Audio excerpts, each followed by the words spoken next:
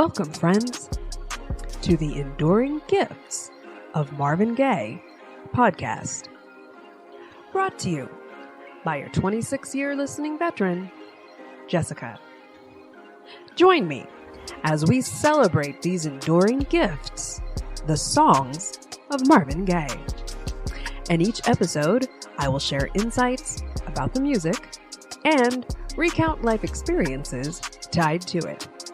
I'm hoping to inspire you to take a first or your 500th first listen to these songs that are truly the enduring gifts of Marvin Gaye.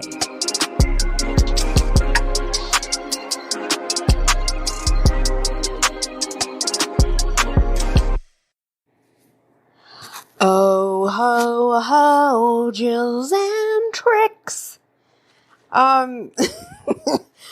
I have ingested entirely too many drug sales commercials on national primetime, TV. For like, what the fuck is really going on nowadays? Like, I'm sorry, like, I made up that little drug. Like, I don't think Jill Xantrix is one of them. Maybe it is, but there's oh ho ho Jill Xantrix. It's just like, full. What in the fuck, for real, is going on? Like, I really have to address this for a second, because this shit did not ever happen in my life until I was really grown and on my own. And then now it's just like all that we get on TV, like all the time, on your internet channels, your cable, your over-the-air rapid ear channels, like at any and all given times of the day, they are selling drugs on TV. I mean, if you're brand new, like, this is just all that you know, but like, this just came the fuck out of nowhere. Growing up, like, we did not have to hear about how if you had this one little symptom that they were telling you about at the very beginning, but then like all of the danger to the rest of your life that would be happening because you would take Jill Xantrix. It's like, well, what in the fuck? Really? And then they just put it to these little tunes that it's like, it sticks in your head and you're just like, what the fuck am I singing about Jill Xantrix for? Like, I have no idea. Is that one of them? Who the fuck knows? Why are they all these crazy? It's just like, full, what is really, this shit used to happen in like the 1700s. Like, you could go back to looking to the little newspaper advertisements that would be, just in the 17 fucking hundreds full, and they're telling you about how their little remedy cures every single fucking thing. But I don't think they didn't have the FDA behind them where they had to list all the side effects too. But it's just like, it's very bizarre that this is just the way of life anymore. Though we just have to hear all these random as fuck songs about all these drugs the drugs are going to kill you. Like, I think, like, the moral to every commercial that you should be walking away from that shit understanding is that, like, the one that it's like, by the time that you're done and you just heard about the cancer that it's going to cause you, or the internal bleeding, or the just really over the top, don't need it in my life. And why are you telling me about all of these dangers? Because what the fuck was the problem in the first place that I would have made? I just had to speak on that, because it's just like, why does it just happen all the time nowadays? And like I said, it really just came the fuck out of nowhere. We didn't grow up like that. These things did not exist in my entire childhood. So anyway, okay, like, that just kind of has cleared my mind, because I can't stop. Oh, ho, ho. It's like Jill Xantrix, and it's like, So, this is probably about my 59th time trying to record this episode, simply for the fact of the amount of anger that I have to spew. And that I just actually probably realized too, this is probably Oh, going to be about the 59th time that I talk about this topic. So I wonder what you think I'm about to start talking about, right? And if I'm telling you that anger is associated with it, and this is my Marvin Gaye podcast, who are we about to have to get up into the ass of? Okay.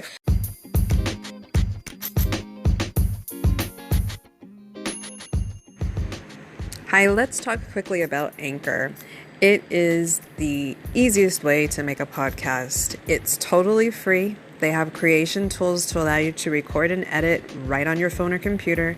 They distribute your podcast for you so it can be heard on Spotify, Apple Podcasts, and many more. You can make money from your podcast with no minimum listenership. It's got everything you need to make a podcast in one place. Download the free Anchor app or go to anchor.fm to get started.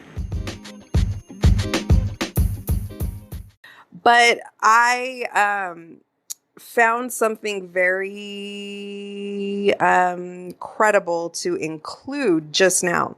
I recorded an episode on this last night, and I was pretty good with it, just except for there's a lot of cursing. You know, that's just welcome to my podcast, but there was like more than usual.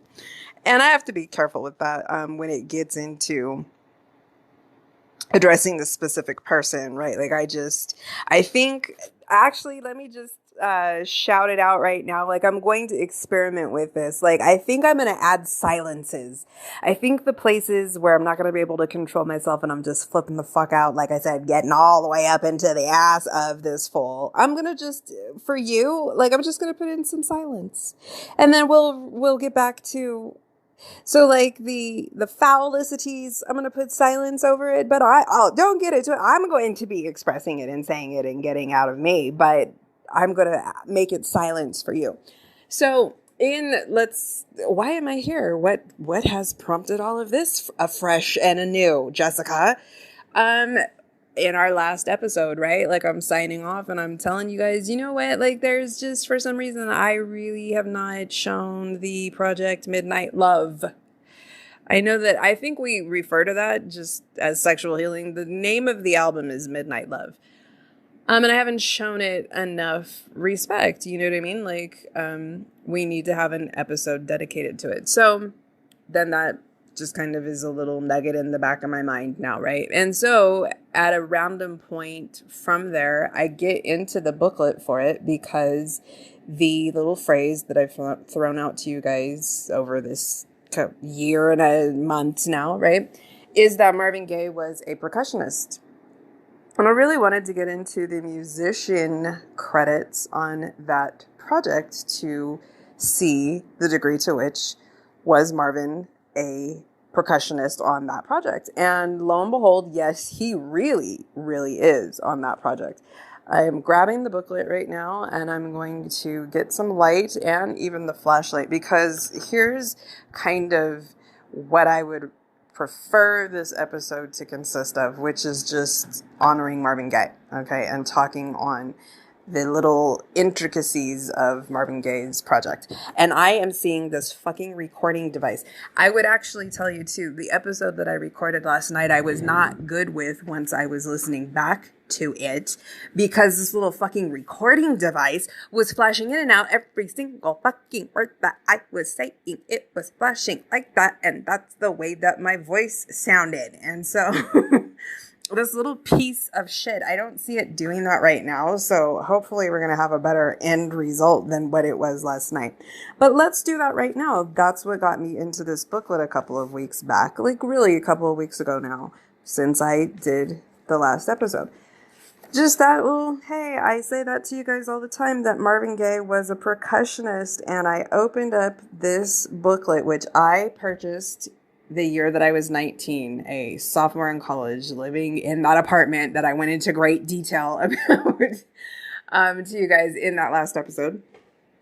So I was living in that apartment and this album came out. Another thing that I'm just going to point out to you that I'm not going to take the time to edit out is the heaving draws of breath that I just have noticed in all of my episodes this year, that like I am sounding like I'm but you know, like I don't know why. I don't, but I'm not taking the time to edit it out this time. Like, that is the most time-consuming part of my editing process, is just taking out all of my heaving, breathing. But anyway, so as I just did it, on Midnight Lady, the instrumentation credits Marvin Gaye is playing the drums, the synthesizers, the bongos. Gordon Banks is on the guitars, and James somebody is also doing drums. Gadsden, I think that's what it says. Okay, the next song on the Midnight Love Project is Sexual Healing.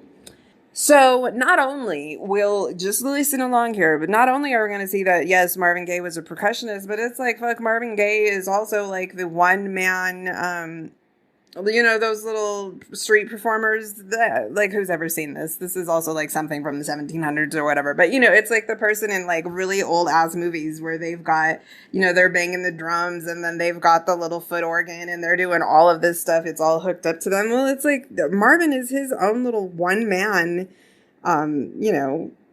orchestra like this too. So Marvin Gaye on Sexual Healing is playing the drums, the Fender Rhodes, the synthesizers, the organ, the orchestra bells, the glockenspiel bells, finger cymbals, bongos and congas, excuse me. He's doing background vocals.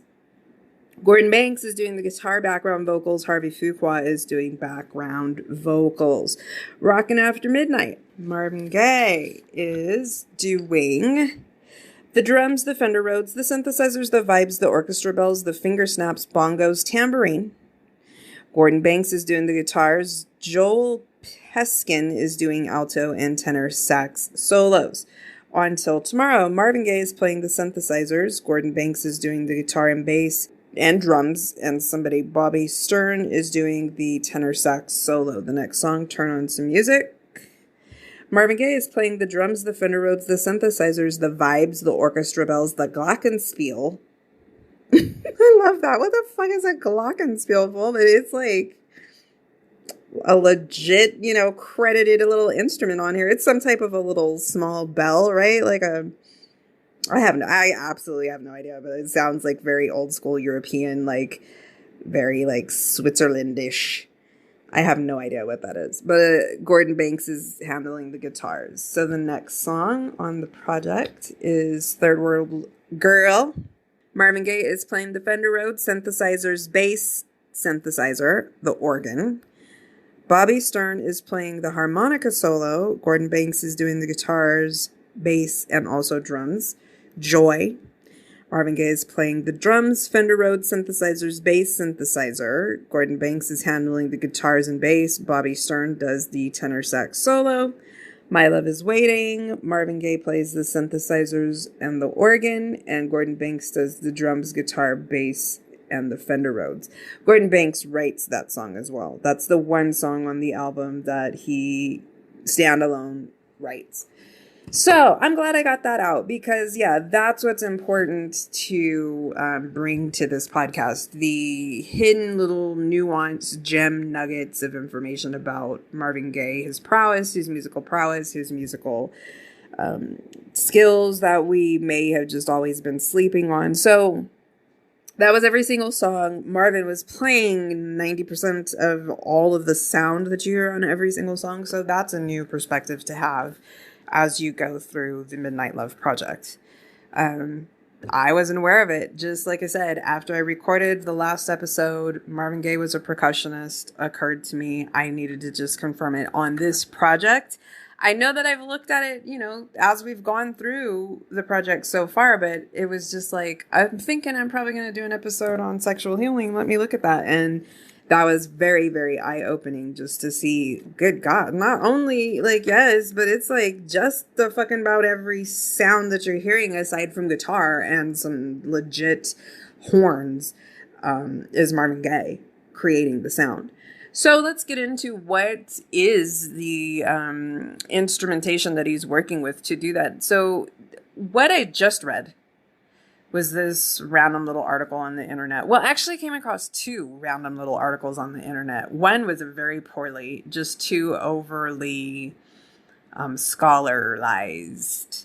Like, I don't have time to look up every other word that you're using. Like I said, I'm a smart enough cookie. I don't have time to need to dictionary.com every other fucking word that you're using. If you can't express yourself a little bit more commonsensically than that, ain't nobody got time to read your shit. But it was some type of a study. It was that's what they were calling it, a musical, like a case study of the song Sexual Healing. And it was just way too fucking technical. It was like somebody's little paper for school or whatever. They had their little bibliography at the end. And throughout the whole thing, they were citing all their sources, which was very annoying. So anyway, through that weird thing, what I got the gist of is that in the music industry, it really does seem that this project was very groundbreaking just for the actual sound of it and the way it is instrumentalized via Marvin Gaye, which we just discovered just by looking at song by song credits. It's like, wow, Marvin is like, for sure, safe to say 90% of the musicianship that's going on this album. But like, then you just get into, musician talk among musicians. It's like, it was a pretty groundbreaking project for the fact that he is gifted these brand new state-of-the-art toys, right? Like, they were these brand new state-of-the-art instruments, just fresh off of the, assembly line. Like, this is a brand new type of instrument. Here you go. And it was the synthesizers, the TR-808, whatever the fuck that is. Well, bass, right? Isn't that what a bass is? They're always talking about the 808. And then a Jupiter 8 synthesizer. So drum machines, I don't know if that's what those two things are, if that's like a synthesizer is AKA a drum machine. I think it's like it does everything, right? It's these synthesizers are like, basically, are they like just some fancier version of your little Casio keyboard that also is just dawning of the age on the market? Everybody had their little at-home push the button. Now you got all these little track noises going on, and you could just start to play your little keyboard strokes over it, right? Like, everybody had some version of that little Casio keyboard growing up. It's probably about half the width of your little, your lap, right? It's just like these little things were everywhere back in those days. So, and the synthesizer, right? Like, it's playing the drums, it plays the horns, it plays every instrument, right? Just via your little keyboard there. So, by now, I have done as well, and I'm going to let those kind of be an accompaniment to this episode, some song reactions to 2 songs off of this project, which I didn't even intend to do. I just was picking songs that I wanted to speak to, and they both happen to be from the Midnight Lady project. So I've given you probably close to 40 minutes of dialogue, just deep diving into songs off of this project. And I went with Rockin' After Midnight because that was just first episode in this podcast series. Let's go. And then I did a deep dive into Turn On Some Music, that alternate take that really should have been the take that was released. What I've gotten... Fuck, where did I read this or hear this or what? I don't know. Where did I just get this information? This is very bizarre. I really cannot recall where I had gotten this information from, but I got clarification, kind of almost via Marvin, as to why it was that he chose to go with the version of Turn On Some Music that he went with versus the one that I say should have been the version he went with, the one that's really just like a resource for mental health support, Maybe it was in this write-up in the booklet that I got when I was 19. Perhaps I came across it in here. Perhaps. That makes the most sense high level, but what I just did, I don't know if you just heard that, I threw the book too, because I fucking refused to get into it. So I'm actually very pleased that 17 minutes have gone by, and I have not yet dived off of the deep end into what I foresee will become an integral part of this episode. But Marvin was expressing that basically kind of he had maybe developed a little bit of a track record for himself of penning his songs in a certain more philosophical, spiritual guidance, deeper oracle, guru, your spiritual guide type of way, right? And he definitely touched on all of that type of topic content in our Lifetime project. People on the planet in 1978 weren't able to understand Here My Dear. All that that's doing is just really giving you some straightforward, just keeping it real discussion on relationships. But, people didn't understand it. So he had kind of gone these routes. He was just being very real in his music about what he was going to choose to talk about. And he didn't, hand in hand with that, have necessarily what you would consider commercial success.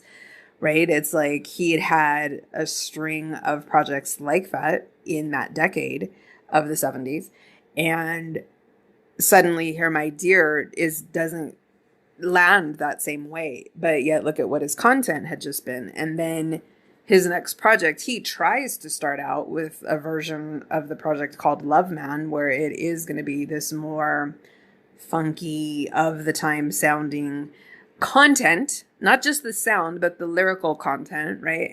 But that's too superficial for him. It's not really soul speaking, so he can't stick to that. And then it morphs into In Our Lifetime, which is a very spiritual. And even when it's talking about the sexual aspects of things, it's in a spiritual way. In this project, in Rockin' After Midnight, I point out that is a pure love song at heart, because yes, he's talking about rockin' after midnight, but he's connecting with that, like this deep, long-lasting, kind of permanent, real love as the reason, like the ultimate goal of what he's long-term, like he's got a long-term goal in addition to the rock after midnight tonight. You know what I'm saying? So, but when it specifically got to the lyrics that we hear in that unreleased version of Turn On Some Music, I think specifically with that, he felt like he couldn't release that and have any type of commercial success with it. And he, I think, was really he kind of like grabbed himself a little bit and realized that his music writing was kind of really starting to go down that type of path. And it just wasn't necessarily well received and understood. And isn't that just amazing? I feel that it's just amazing that, the most important art sometimes, like the most important message that somebody should be sharing with their audience, they bother to share it, and it's just not well enough received. We as a buying public are really fickle motherfuckers. We are the superficial ones, in that respect. It's like if your fave is giving you like the right mind food and you can't get with that, that's on you. You know what I'm saying? Like, I know nobody got time to fuck with you being who I'm catering to. If I'm telling you the right type of stuff and you can't fuck with that, like, I don't have time to cater to what you're fucking with then, But then that equates to, okay, so now maybe my project isn't hitting on the charts high enough to keep me a relevant artist in the game. And that's fucked up, because it's like sometimes the most important things that you can have to say are the things that are just not received well. So he was kind of very aware that version of that song, the lyrics on the unreleased version of Turn On Some Music, were a total vein. And then he totally revamped it into what we received, which it does become a superficial, like the version of that song that is on the album is so disappointing. I will say that it's so disappointing comparative. You know what I mean? Just when you're like, Marvin, what the fuck is this from? Because I think like with me, right? I've told you guys this. I very much avoided ever purchasing sexual healing throughout the years that I was starting to acquire my Marvin Gaye library, just because it was the last project and it was sad and I didn't really want to start there. So what sealed the deal for me that I went ahead and made this purchase when I was 19 was that it was the unreleased stuff. And you can't tempt me like that. I've got to get anything Marvin Gaye unreleased. So I bought this. And for myself, I probably started with the unreleased version of that song, got into that, loved it. You hear that from note one, you're in love with that. And then I worked my way over to the version that was released. And that's when it's just like, you can't do that. Marvin, you can't. And he didn't, if you really think about it, in 1982, when this was released, he didn't do that to you. You didn't get to hear that version that didn't get released, right? Like, you only got what you got. But like, for me, it's like, no. But, to hear kind of, he was thinking commercial, he was thinking hit. And really that has to do with, it's the first project he's left these fuckers that he's been partnered up with for 20 years, that there's all type of evil vibes going on. You know what I'm saying? Like, whether it's being vocalized and just blatantly put out there, that people are keeping their eye, and they're, they got the evil eye on you in how you're going to show up on your project, your first project ever without them, right? There's going to be a lot of unspoken, wishes of, not well for you. So, he had, I think on this project, and bless his heart, I think he probably planned on having several more to give us under his belt. But specifically this one being the first one, parting from Motown, he just really, it's like you've got everybody waiting for you to fall flat on your face without them, right? Because that's going to be the only satisfaction that they would get, is if that's the result of your project without them. Kind of like maybe the only way that they would ever speak to you at an industry function after your first project without them is if that first project without them is a failure, right? And then, like, if they ever see you after that, they'll give you a little bit of a weird vibe, like they're better than you acknowledgement. But if you kind of come out killing it, they may not really have much to say to you if they ever see you again at industry functions. So I just really feel like he knew that there was just all of these eyes on what he was going to turn out here. And he was very focused on the commerciality potential of things. So he just kind of made that decision on this. And I really kind of feel like that song where he went the commercial vibe way.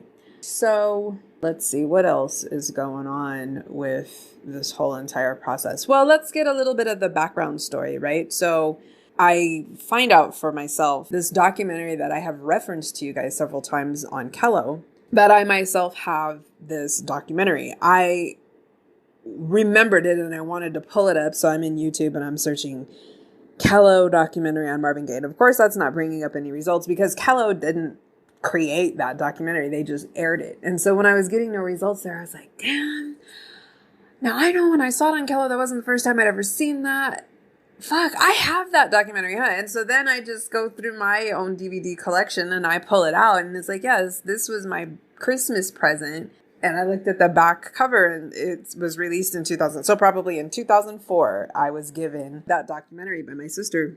And even when she gave it to me, she was like, I hope you haven't ever seen this. And I was like, I have. And she's like, damn. She's like, nobody can ever give you anything on Marvin Gaye that you don't like already have or you haven't already seen or, so she was like, dag, dude. But I was like, don't worry. Like, thank you. I really appreciate it anyway. So I just remembered that I had it myself. So I plopped that in. And it was just giving kind of a bit of background information about Marvin's time in Europe, right? They were talking of the time in London and then, of course, how he gets over to Austin. So one important thing that I know that I've pointed this out to you. I don't know if I've pointed it out to you as in depth, but I'm going to do it right now.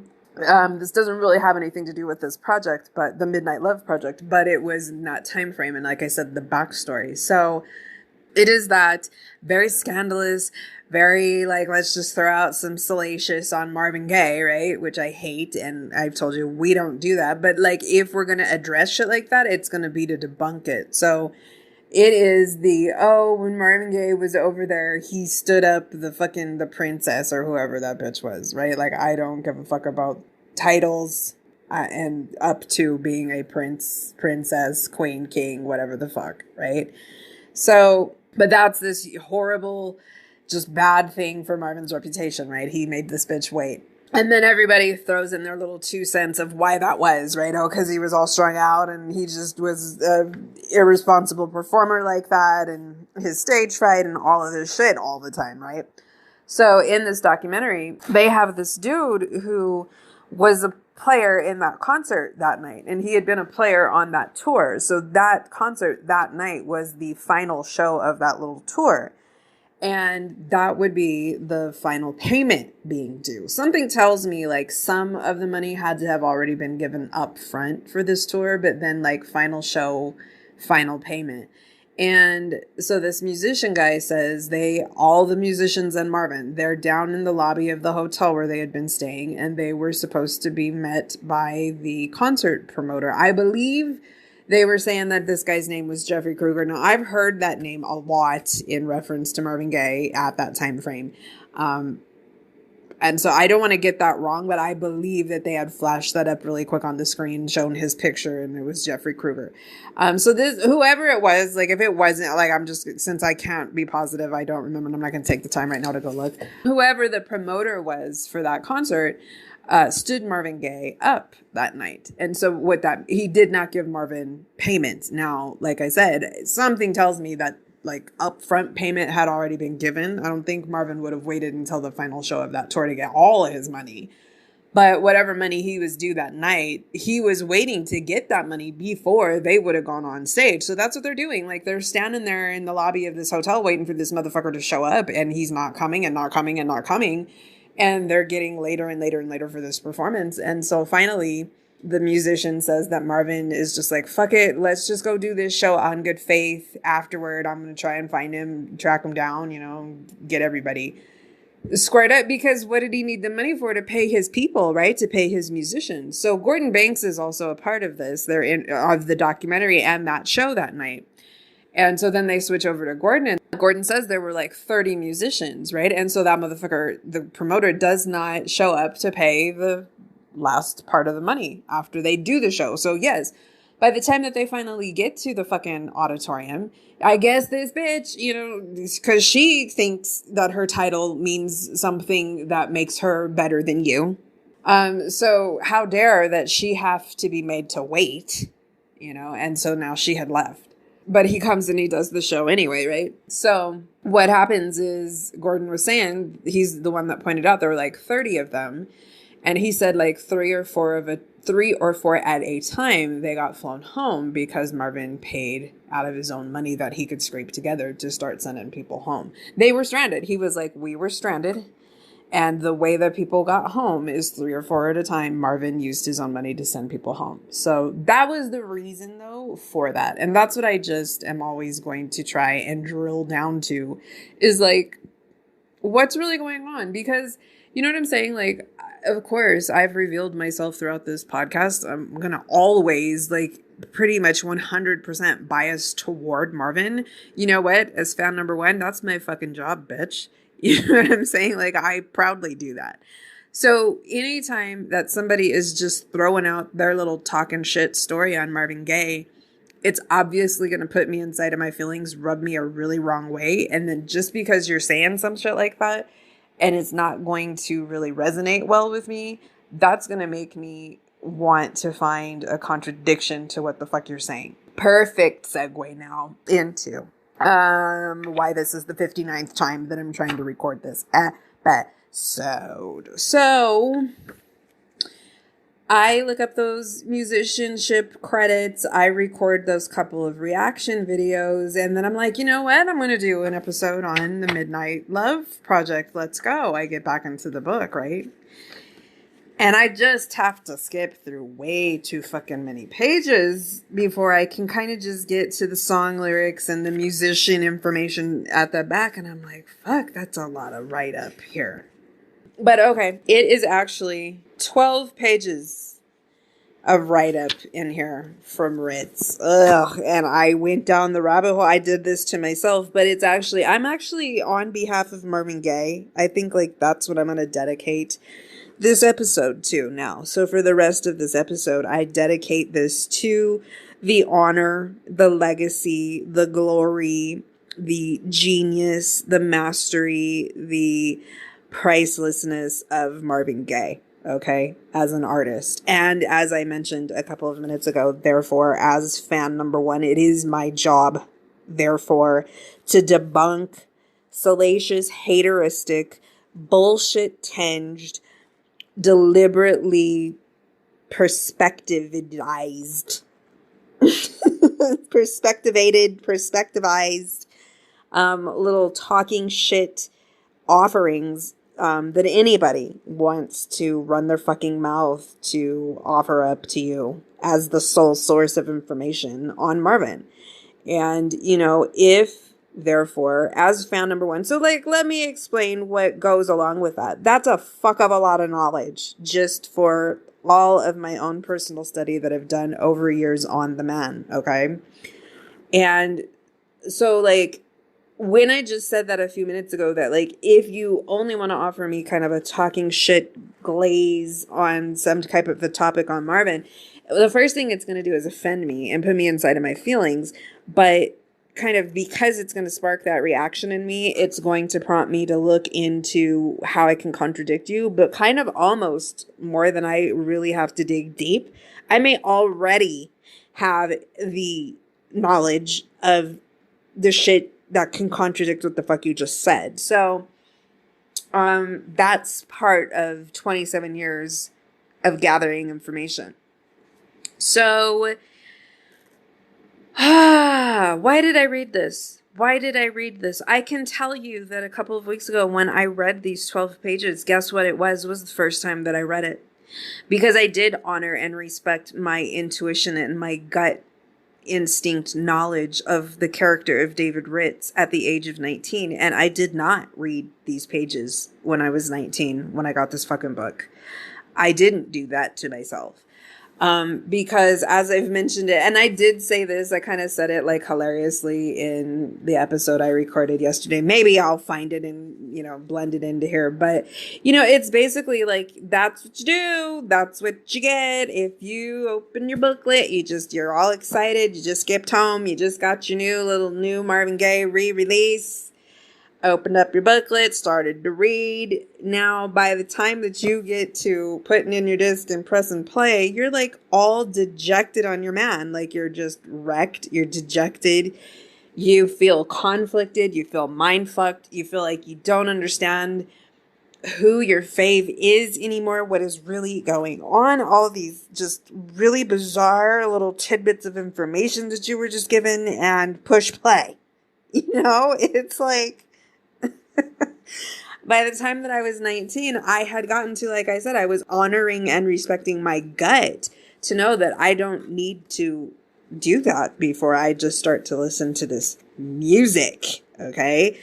The very great fallacy to this day that is a part, unfortunately, of these little celebratory moments that you and I, as fans of Marvin Gaye, do get the ability, the opportunity to experience. It is a re-release of his material, right? Like, I would say probably the one that I was the most, I'm going to say this, I can easily say this, the one that I was the most excited to receive the re-release of was Trouble Man. Because that is just such an interesting artistic specimen in the catalog. And to get the sessions of those songs was going to be a sick experience. It would just be like, oh my gosh, I want to hear how Marvin morphed that into the final thing that we got. And it's just the musicianship. It's just the instrumentation. He barely sings words on that project, right? So I really was so excited to get my hands on that one. I am happy to say, though, too, coinciding with that re-release, I don't even think that Ritz writes an article in that one. There are several write-ups by several different authors in that little booklet, and they're not Ritz. If he does have words in there, there are other authors that have more words in there. So that was a very uplifting experience. But that's exactly what these experiences should be for us as fans. You know, it's like we should be able to vote on this. You know what I'm saying? Like, we did just successfully get to vote, you know, and when it comes to what these experiences are supposed to be, they are supposed to be an honoring, respectful, celebratory moment that we are, it's up to us how we're going to go about experiencing that. It's a very reverent experience for me. It's a very time consuming. It is I am not available. Do not bother me. I'm going into the room. I used to have to go into the room. I have my whole shit now. You know what I mean? I don't have to hole up in any one little particular spot in order to experience it anymore. But back in the day, I had my own sacred space that I went into, and I was now not available because I am about to do this. Okay. I'm about to experience unheard music by my idol. You know what I'm saying? So I'm not available right now until I'm done with that. Okay. And I get to decide when I'm done with that. I can listen on repeat to whatever the fuck I decide to listen to because it grabs me, So this is going to take as much time as it needs to take me. That doesn't mean only as long as the start to finish playthrough is. That might not be as long as it takes me. And so that's our right. That is what we get to decide that our experience of listening to our faith's music is. And so we should also, this is a very personal thing, right? If you're like me, music is just too sacred. It's just too, the good stuff in this life. And so it's I feel really more, therefore, me being fan number one and just really such a dedicated fan. I should really have, legitimately say so. And who the fuck is allowed to use their words to speak on this man? And the least qualified motherfucker out there to be able to do it is David Ritz. Flat the fuck out, okay? I'm going to flat the fuck out say that much. Like I told you, from here on, as I'm not able to contain the expletives, you'll be hearing silence. But I'm going to say what the fuck I need to say about this asshole. So it is not acceptable that for whatever fucked up reason, he has gotten the block on primarily being the only author to write an article included in that celebratory, very yearned for, very hoped for, very waited for experience of oh my gosh, what's Motown releasing next? You know what I said? Trouble Man was my most favorite. I actually probably have to trump that and say that In Our Lifetime was my most, just waiting on pins and needles to see when the fuck that one was coming out. Because why? I wanted to hear the actual version of Far Cry, right? I knew that existed somewhere. And I expected these motherfuckers to release that when they re-released that version of, the studio sessions included version of that project. So, but you know what I'm saying? That's what I'm talking about. You, for your own fan reasons, have your expectations and what you're looking forward to and what you're going to be listening for when you get your hands on this reverent, revered material, and what you should have the right to require to be associated with that is that whoever the asshole is that has gotten the opportunity to write words on Marvin Gaye accompanied with that, just his music, it is required. I do not understand why it is not enforced. But it is required that we as the fans expect that asshole to be having sense enough to understand that they should be showing some fucking respect. Okay. And so anything less than that, it's well, you're lucky that you're not getting searched out. You know what I'm saying? I think that you really need to understand the degree to which you cross the line, motherfucker. So I really just feel our vote should count, and we should just be able to vote this motherfucker out of having the ability to write 2 more words on Marvin Gaye, just flat out. So that's period. But extra the fuck why that is and why I was just able to articulate that sentiment in that way is because of these 12 pages of just that I was subjected to, that I went down the rabbit hole and was highly, highly offended by, to endure through. And absolutely, had I read this shit before I would have listened to note 1 of the music this time, when I was 19, when I got my hands on this, I would have absolutely been feeling dejected on my man.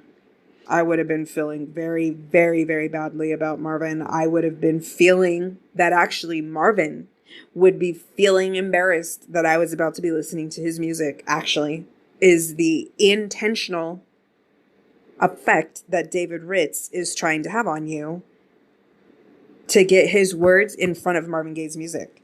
And so that's what I'm saying. Like, it should not be allowed to happen anymore. And I'm disappointed in the estate. I'm disappointed in whoever could raise the stink. I'm disappointed in whoever could say, abso-fucking-lutely not does this motherfucker get to write one more word on my father, on my, whoever I am the executor of his estate, like whatever my relationship is, but he absolutely not is another word coming from him when it comes to talking on Marvin Gaye. Because I have the say-so of who gets to do that, and I say he does not get to do it anymore.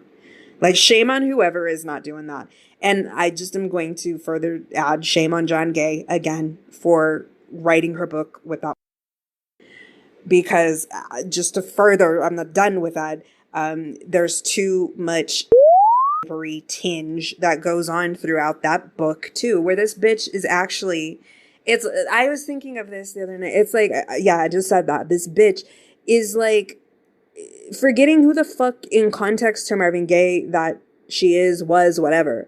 It's like, bitch, yeah, we waited for 30, 40 years to hear your voice on your relationship with the man. But I think what you just totally didn't remember in doing that is that the only reason that anybody was waiting for 30 or 40 years to hear your story on your relationship with the man was because of the man. And because of whatever, probably the majority of people, whatever admiration for the man that they had.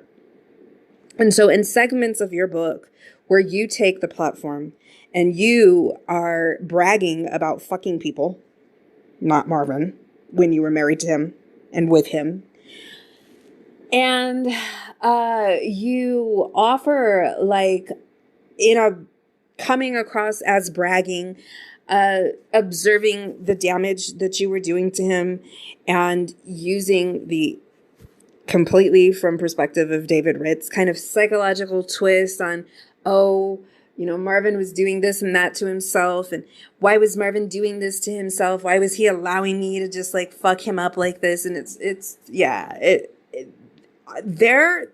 the first listen through, because like I don't read, but I listened to her book on Audible. The first, and I've only listened to it once, like I said, I sat through that and I would never touch it again.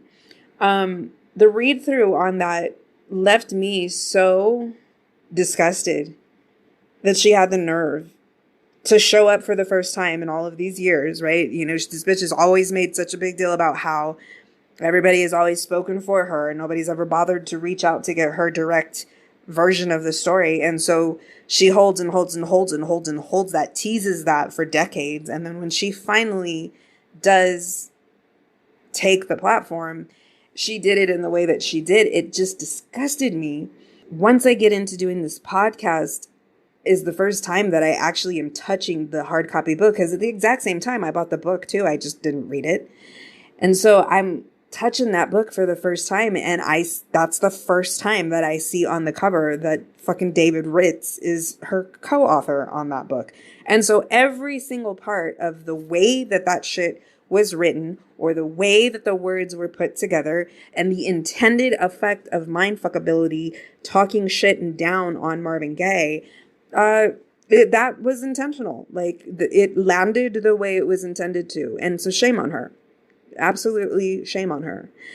And yeah, like I'm not saying that. So I read through these 12 pages of from David Ritz the other day, and like the only thing that I could do almost like in defense, it was like feeling attacked, and it was like, you know, I'm not standing for this. I can retaliate. I can come back too. Like, I don't just have to be attacked. You know what I'm saying? It's like you're gonna defend yourself. You're not just gonna let somebody come up and kick your ass, right? And that's exactly what it's like. For being like, I'm a super fan of Marvin Gaye. What the fuck are we supposed to call it now? A stan, right? For being a stan, I'm not gonna say that, but that's what these kids say nowadays, right? For being that on Marvin Gaye, though, to read words written by David Ritz, you're supposed to understand that you should be getting your ass kicked for that. You know what I'm saying? Like, if you're going to read his words, he's intending to try and kick your ass, you know, on who your fave is. And that's what I'm saying. It's like, when you're not just going to let somebody come up and kick your ass, it's like, what the fuck? I will get my licks into this too. You might kick my ass, but you ain't just going to kick my ass. You know what I'm saying? So, ever. I don't give a fuck who you are. You know what I'm saying?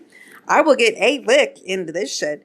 So the way, like, in this context that I could do that was that immediately what I was saying to you is I knew I needed to review that documentary that I have seen several times on Kello, that I turn out to find out that I own myself. So I plop that into my DVD player. Like, I have to go get the cables that I need to get that shit up and running, because who watches DVDs anymore? Like, I only have DVDs, but I don't watch that shit anymore. So I had to get everything connected up and get it into the player. And I knew that that material contained so many factual contradictions to the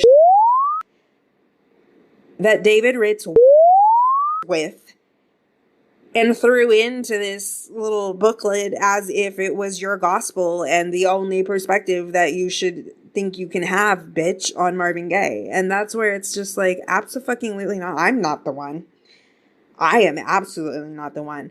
I have 27 years worth of knowledge on this man, that when you get me too far inside of my feelings on the shit that you were disrespectfully talking on him, I am not going to rest. You see what I'm saying? Until I can call you out for the bald-faced asshole liar that you are. So that is what has happened since I read these words. And this is, like I said in the very beginning, several of these things will be the 59th time that you guys are hearing me say them. However, just to contextualize this for you, these 12 pages of that I read were the first time that I was reading them. So just because I have been in possession of these words for 22 years, I spared myself from being exposed to them for that much time. And just for what after I read this, I was so just, what the fuck did I do that for of myself? You know what I'm saying? And the only thing that I could figure out was that I had hoped that through doing it, I would have gained some type of factual information that would have helped me to feel more knowledgeable on things to speak to you about on this project. And that absolutely is not ever going to be the result of reading this man's words. So first thing I want to point out to just explain why I am convicted of that. This, for whatever reason, like I said, he has the lock. And so he has been just kind of industry-wide regarded as the accepted expert on Marvin Gaye. Why? Because he wrote some fucking biography on him. And he has also written some fucking biography on other R&B singers. High-profile ones, too. Yes. Okay. Well, guess what? I with that shit. All of it. So, if that's what all that I'm supposed to require to give a fuck what this has to say about Marvin Gaye, well, it's not sufficient. Okay. That's no criteria, and it doesn't meet any of the ones that I actually have. So there's that point, null and void. But for whatever reason, kind of throughout the industry, or whoever is connected to Marvin Gaye's estate that allows him uncontested to be the person that is always the article in front of the material of Marvin Gaye's work, that if you're going to read it, you're going to read the if you're not, you have spared yourself. But it seems that, like I said, that stems back to the fact that he wrote a biography on Marvin Gaye that in theory, Marvin Gaye was also a part of. But here's where I'm not impressed, okay? So I have right now the Marvin Gaye collection book open, which David Ritz is the biographer of Marvin Gaye, Divided Soul. Okay, let's it in here because it's just, this is the way he gets to have his little touting of himself in any of these materials. Let me read the whole thing.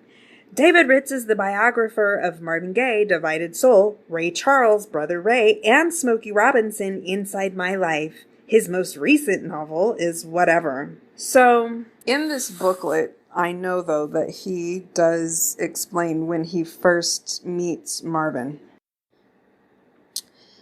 In this book, the Marvin Gaye collection, once you get to the page 24, volume 4, The Balladeer, it's got the write-up of David Ritz, and he explains that Marvin has just finished recording the songs that become the Vulnerable project that gets released in 1985 after his death. Or, maybe actually some of the versions were released in 1985 on a project called Romantically Yours. But Vulnerable, I don't think, comes out until maybe 90. I believe that's when this Marvin Gaye collection came out. And then around that time, so did that Vulnerable album. But we know the story on that, right? It's right after Marvin has finished recording Hear My Dear. Hear My Dear gets released in November of 1978. He then, one final time, marathon session, re-records the songs that he first got his hands on in 1967 from Bobby Scott. Okay? We've heard all of the songs before. Just about. Maybe some of them. I actually don't have versions of them from 1967 that were released. Something convinces me they did get recorded before, but I don't think I've heard, like, I Won't Cry Anymore. I don't have a 1967 version of that song. So there's some of them where it's like, you just know that you haven't heard it before. You heard it in this 1978 version. So what Ritz says is that happens, right? And then he says, shortly after meeting Marvin, he gave me a tape of 7 songs describing them as his best work. I'm going to keep quoting. I've been obsessed with his music ever since, carrying the cassette with me wherever I've gone, on trips to parties, meetings, playing it for friends and fans, musicians and record executives, hoping someday someone would release the album. Now, I have so many questions about who in the fuck are you? You're somebody that you think that you are somebody that you are not, is what the fuck is going on. But who, again, let me ask the question, in the fuck do you think you are to be playing a cassette tape of unreleased Marvin Gaye music to record executives, hoping that someday someone would release the album? Are you authorized on behalf of Marvin Gaye to be trying to negotiate those types of dealings based on you playing his music to people? I am so confused at him stating that. But then again, I'm not, because it just factualizes what I said, in that it's clear he thinks that he's somebody that he is not. Like, he thinks he's a representative of the career of Marvin Gaye to be trying to work out a release of these songs. He said that. So, but that's kind of like, I guess, red flag number 1. But this is 78, right? Because he says, basically, we know that this happens in 78, and then immediately upon meeting Marvin, he's being handed a cassette tape of this shit. So it's maybe 79, right? Who knows? 78, 79, somewhere I feel like I'd heard this fool say that he met Marvin in 78. So what we do here at another point in time from him is that a 6-month period of time goes by. And okay, 30 days in a month times 6. 6 times 3 is 18. So add that 0. 180 days. In a 180-day period of time. Good gosh, that's any point this year has felt like 180 days in the year of 2020 have been really long days, right? But I feel like 180 days in just about any other year on this planet in the past century haven't necessarily felt so long. So, and let's just, in the year of 1978 or 1979, where 180 days went by, that David Ritz had an opportunity to connect in person with Marvin Gaye, to conduct interviews with him. The days didn't feel so long. Okay, so they probably felt like they were flying by. But that's the context, and that's the extent of the authority that this man is possibly able to be, credited with having. He's credited with having all of this authority on Marvin Gaye, and the bulk of the time that he has an opportunity to spend in person with Marvin Gaye happens within 180 days in late 1978 or early 1979. And from there. And let me clarify this. I'm going to further need to explain to you what I'm talking about. It's not like there were 180 days, day 1, 2, 3, 4, up to 180. No, it wasn't every day of 180 days. It was here and there within a 180 day span of time that Ritz would connect with Marvin. And it seems like typically where this was happening was on Marvin's tour bus. He's performing shows during this time frame. Ritz hops on the bus, catches a show backstage. They have their conversations. That's it. Then what happens in Marvin's life is he goes to Hawaii. We know he's kind of escaping. He ain't bringing nobody along on that. So him and Ritz are not connecting when he's in Hawaii like that. From Hawaii, Marvin goes over to London. Now, according to Ritz, when Marvin was on his way over to London, Marvin reached out to him to let him know that's what he was doing and said to Ritz, hey, I'm heading over there. Do you want to tag along? We can continue these conversations. Ritz said no, so he did not connect with Marvin.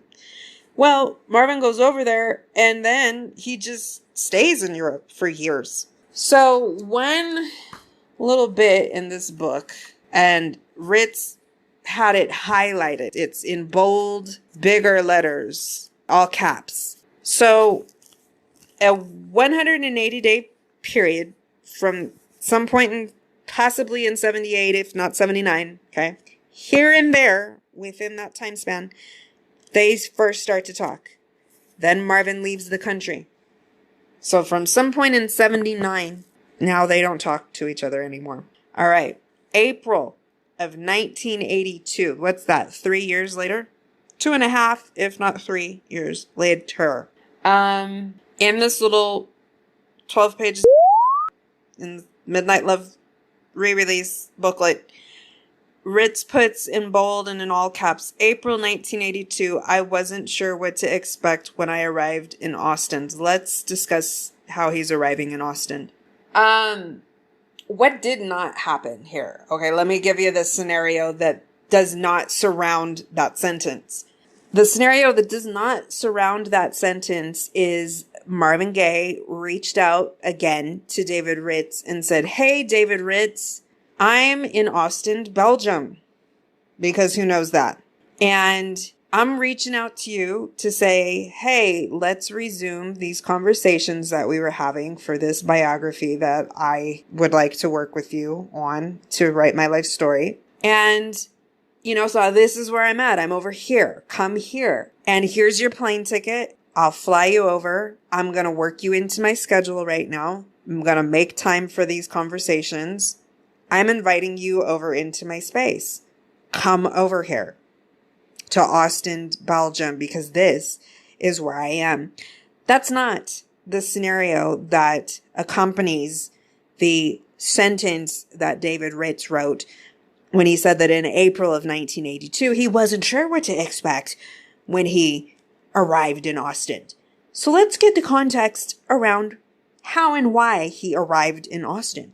By the point that Marvin is there in Austin, what we get kind of in a little comical way from Odell Brown, who observed Marvin over in Austin, Belgium, is that Freddie Coussart has kind of become his business manager, business partner at that point in time. And that was really the comical little insight that Odell was offering on that. Freddie was naive. And he really just didn't know like a whole lot more on a large scale, you know, managing a career like Marvin Gaye's. So, and Marvin found that amusing. And he found it empowering because it was probably like one of the first times in his career where like down to the nitty gritty details of things to make things happen, which specifically they make happen, is a tour. It was a short-lived tour, but nonetheless, it was a tour. They titled it the Heavy Love Affair Tour.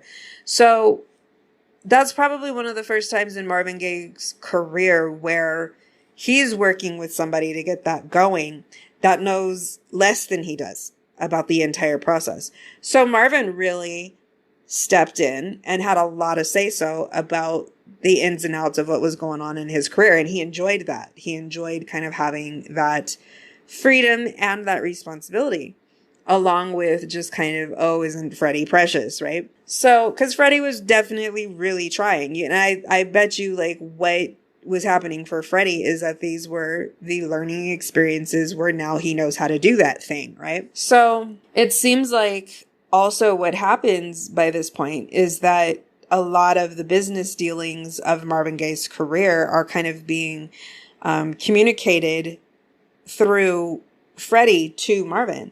So probably in April of 1982, Coussart gets a phone call from Curtis Shaw. Curtis Shaw, Marvin Gaye's attorney, works with him to get the divorce from Anna, gets creative and says, hey, let's give Anna the proceeds from here, my dear. That'll help you satisfy your divorce settlement to her. We all know Curtis Shaw, right? You'll see him in any documentary talking on Marvin Gaye at this point in his life. So Curtis Shaw is calling Freddie Coussart, and he's telling Coussart that a journalist, David Ritz, is on his way over to Austin to write an article on Marvin for Rolling Stone magazine. Coussart now needs to let Marvin Gaye know this, and he goes to Marvin Gaye. Now, Coussart is firsthand explaining this in this documentary. They're speaking, they got the camera on Coussart, they're speaking to him. And Coussart says, when I went to Marvin to tell him this information, he went hilarious. And that makes me laugh because it's like, you can see Freddie doesn't have the best handle on English. So it's like, what does that mean, hilarious? It's like, I think you don't quite have the right word there. But anyway, he further explains. He's like, when I told Marvin that a journalist, David Ritz, was coming over, Marvin said, I have no need to see any journalists. I have no need to see David Ritz. I don't want to see David Ritz. Don't let him come through. Stop him. Now, what I just read on the internet right before I started to record this episode tonight, try number 59.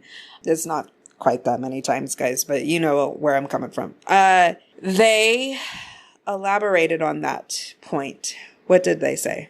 Yes, because they further elaborated and they explained all that. They corroborated all of that. That when Marvin Gaye found out that David Ritz, who, by the way, just, he happens to be like an assignment journalist for Rolling Stone at the time, was on his way over there to do that article, that Marvin really did not want him there because Marvin had been very adamant that he didn't want any music journalists surrounding him during that time that he's working on this project. He kind of wants to keep it close to the chest. He's got all of these eyes on his project, and he doesn't want any motherfuckers coming in, kind of infiltrating it. Maybe they're spies. Maybe Motown is the one that actually arranged for this article to be written. You know what I'm saying? So he's not down to having outsiders surrounding him in the process of working on this project. Okay, so now they are interviewing Ritz in this documentary too. So they cut over to Ritz. And I find it very interesting the way that David Ritz feels really a need to explain that once he gets there, so he arrives in Brussels and then he takes a train to Austin and he meets Freddie Coussart. Coussart is the one that picks him up from the train station in Austin, and he says they're driving around for a little while. And Coussart wants to know, he keeps on wanting to know if I'm Jewish. It's like, David Ritz, okay, homie. Because you totally know, again, just goes to the point that I'm explaining. He is always totally knowing the impression that he's trying to give. Okay? And you fully understand the impression that he was trying to give of Coussart by making that point. Now, that either is or it isn't what it was, but it's definitely the impression that Ritz is trying to give you. And so he says, you know, and I could just tell that, like, Coussart didn't really quite know what to do with me. He was telling me that, you know, he didn't know if Marvin could meet with me at the time because he was really busy working on his project. And I tried to tell him that, you know, that's okay. You know, I'll make myself flexible and work around his schedule. You know, I won't get in the way. And, you know, so clearly what's happening here is this is not going to take no for an answer, and he's clearly avoiding hints, right? Like, he's not going to allow this situation to be handled delicately, right? So then I guess Coussart, according to Ritz, has to get even more frank, and then he says, finally he just gets to saying, well, you know, I don't even know if I can tell you where Marvin Gaye is staying. And so then I said, well, that's okay. You can just go ahead and leave me off anywhere you need to. Because I knew that it wouldn't take me more than a couple of days in a town of about, you know, only 100,000 people. Like, how long would it take me to find an expatriate R&B singer 6 foot tall that looks like Marvin Gaye? I'm going to tell you what that is. That's stalker alertish, skeeved out, creepy, Chester the Molester type of material right there. Okay. Like, who the fuck says something like that upon being gently trying to be told at first that homie can't see you full? Like, homie doesn't want to see you. And then you just let it be known. Oh, I don't give a fuck. Like, I'll find him. It's like, stalker alert. Okay. So, for whatever reason, David Ritz gets into Marvin Gaye's proximity, okay? And I don't know, you know what I'm saying? Like, if the conversation right then and there just landed flat and Coussart just kept on driving this over to Marvin's apartment, or if he stalked him out and found him in 2 days. I mean, that part isn't really clear. We don't really understand how it came to pass that David Ritz found Marvin Gaye over in Austin, Belgium, to be quite perfectly frank with you. But somehow he does. And here's the, you know, finalization of the credit that he is due for the title that he is given of being this expert, firsthand expert on Marvin Gaye. Let's review.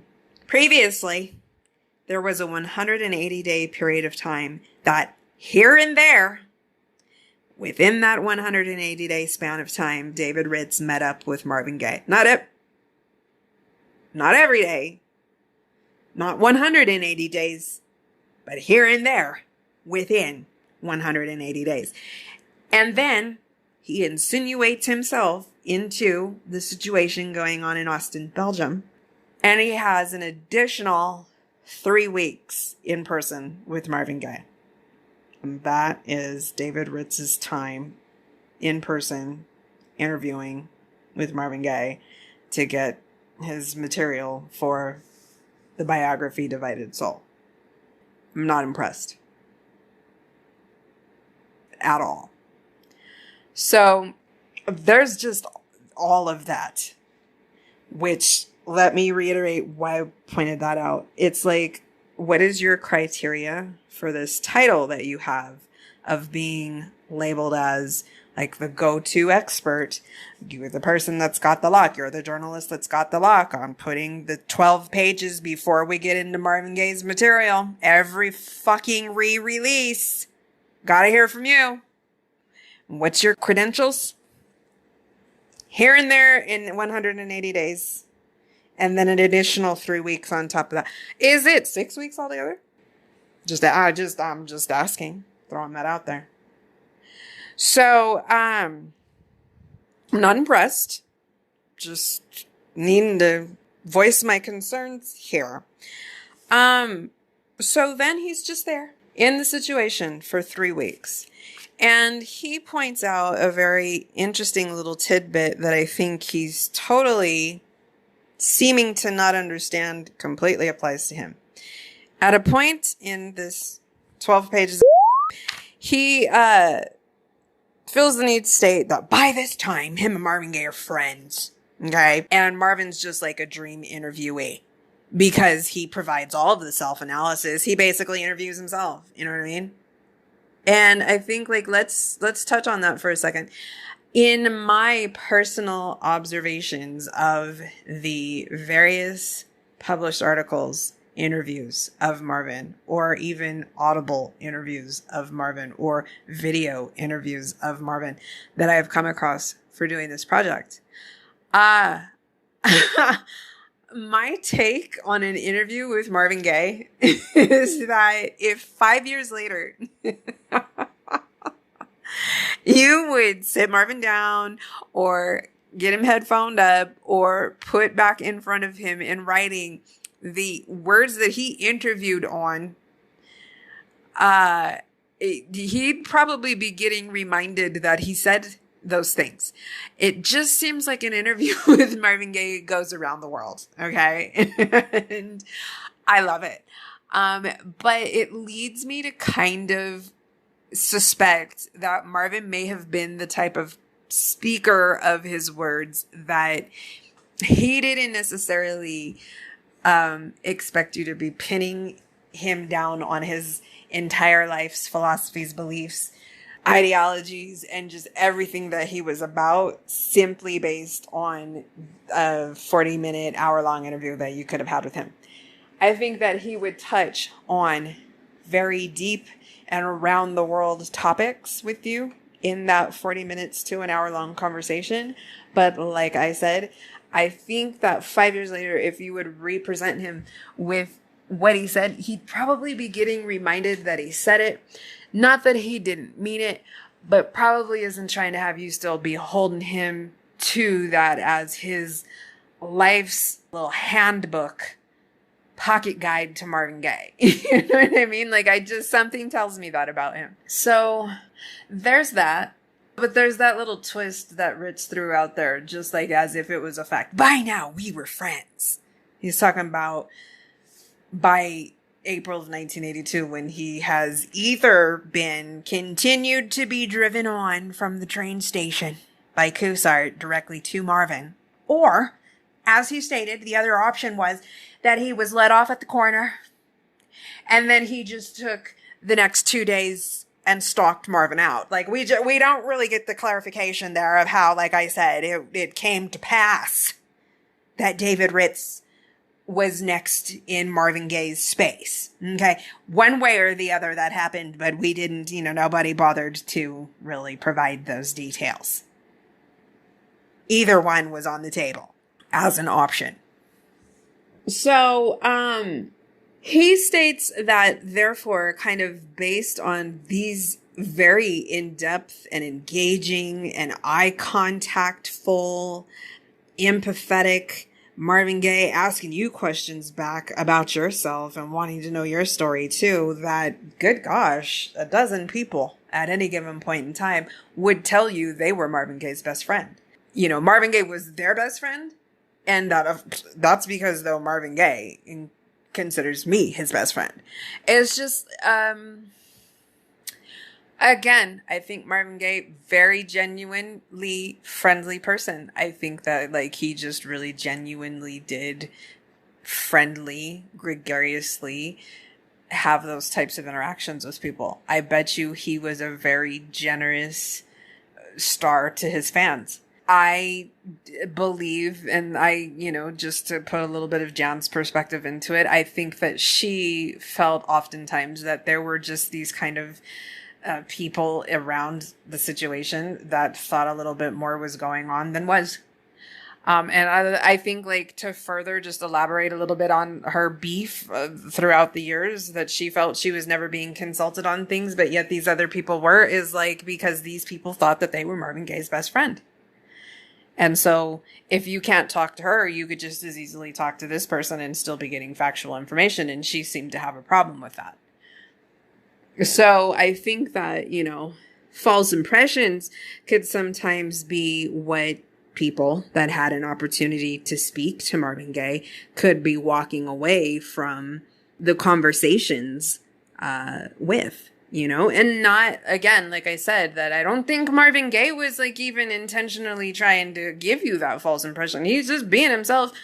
But, it's just like he's just a very open book type of person. And he also, too, I think genuinely was an empathetic person and like a good listener in return. So, yeah, you're going to fall in love very quickly like that, right? Bitches are going to be falling in love.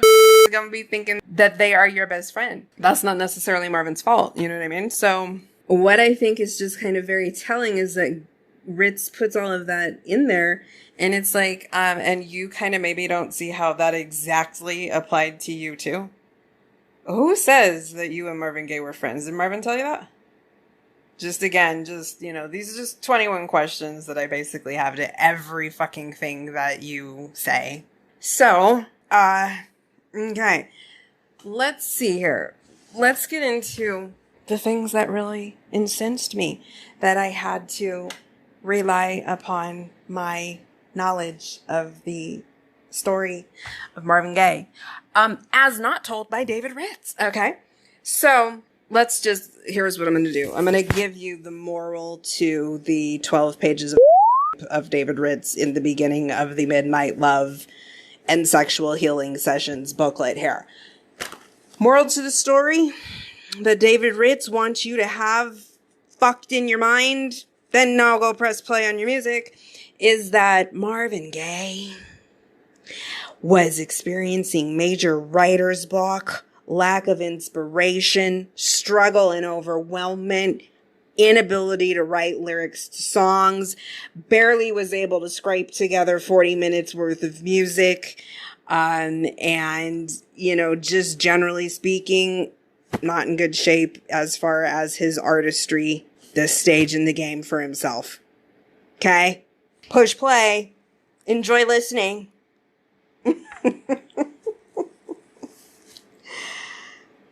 Let's see. This is my favorite little section of the write-up here. Let's just go right here. Quotes are around the words here, and they're being attributed to Marvin Gaye. Written by David Ritz. Quotes, "I suffer with creative blocks," he admitted, "and you're witnessing one of them.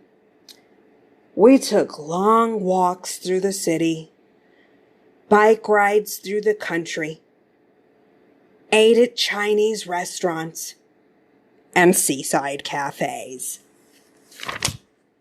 My tape recorder was always running. I was gathering material for what would be Divided Soul, my biography of Gaye, published in 1985, a year after his death." I'm going to keep it. Marvin was happy, even relieved, to delineate the details of his life. It took his mind off the daunting task of writing a new album. He was the easiest interviewee imaginable. Self-analysis came to him as naturally as harmony. Okay. So, told you, trying to tell you. I'm just trying to moral the story for you. He's trying to let you know that Marvin Gaye couldn't handle the fact that he was needing to, now that he had just signed over to a new record company, give them a new record. Like that this was something that Marvin Gaye was not able to handle. And thank goodness that David Ritz was there to help him eat Chinese food. Okay. And so let's see. That's just, that right there was the best little moral, because I love the detail about the Chinese food, dude, right? Like some good lo mein full. Hell yeah. That can be known to fix just about any situation. So let's see here. Let me just, don't have to go this far back. I don't remember giving a fuck about anything back there. Let's see here. Yep. Nope, not yet. He's insinuated himself down into the situation in Austin. Like I said, I am going to point this out right now because this seems to be totally contradictory to a subject that I've mentioned before. Like, I just don't really have a desire to need to Google this. It's just information that I don't really need to have. But I pointed this out episodes back. I think it's in the What We're Not Going to Do episode where I'm saying that in the situations of injustices that have been going on in the country of the United States in the year continuing since 1619, but specifically in the year of 2020, that have been so worldwidely broadcast and cell phone video recorded, what we're not going to fucking do is witness any of those.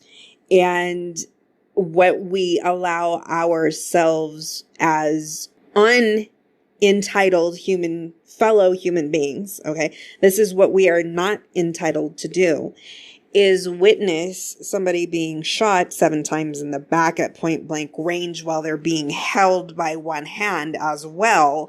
And the first thing that I unentitledly am going to do, unentitledly, it's not a word, so I don't know if I'm pronouncing it correctly, is need to go do a been verified report on this said gunshot wound victim, and with a fine-tooth comb review this background report and make a determination of whether or not I feel comfortable that that person was a model citizen. Okay. And so model citizenship is factor number 1 into me giving a fuck. Okay. That we don't do that.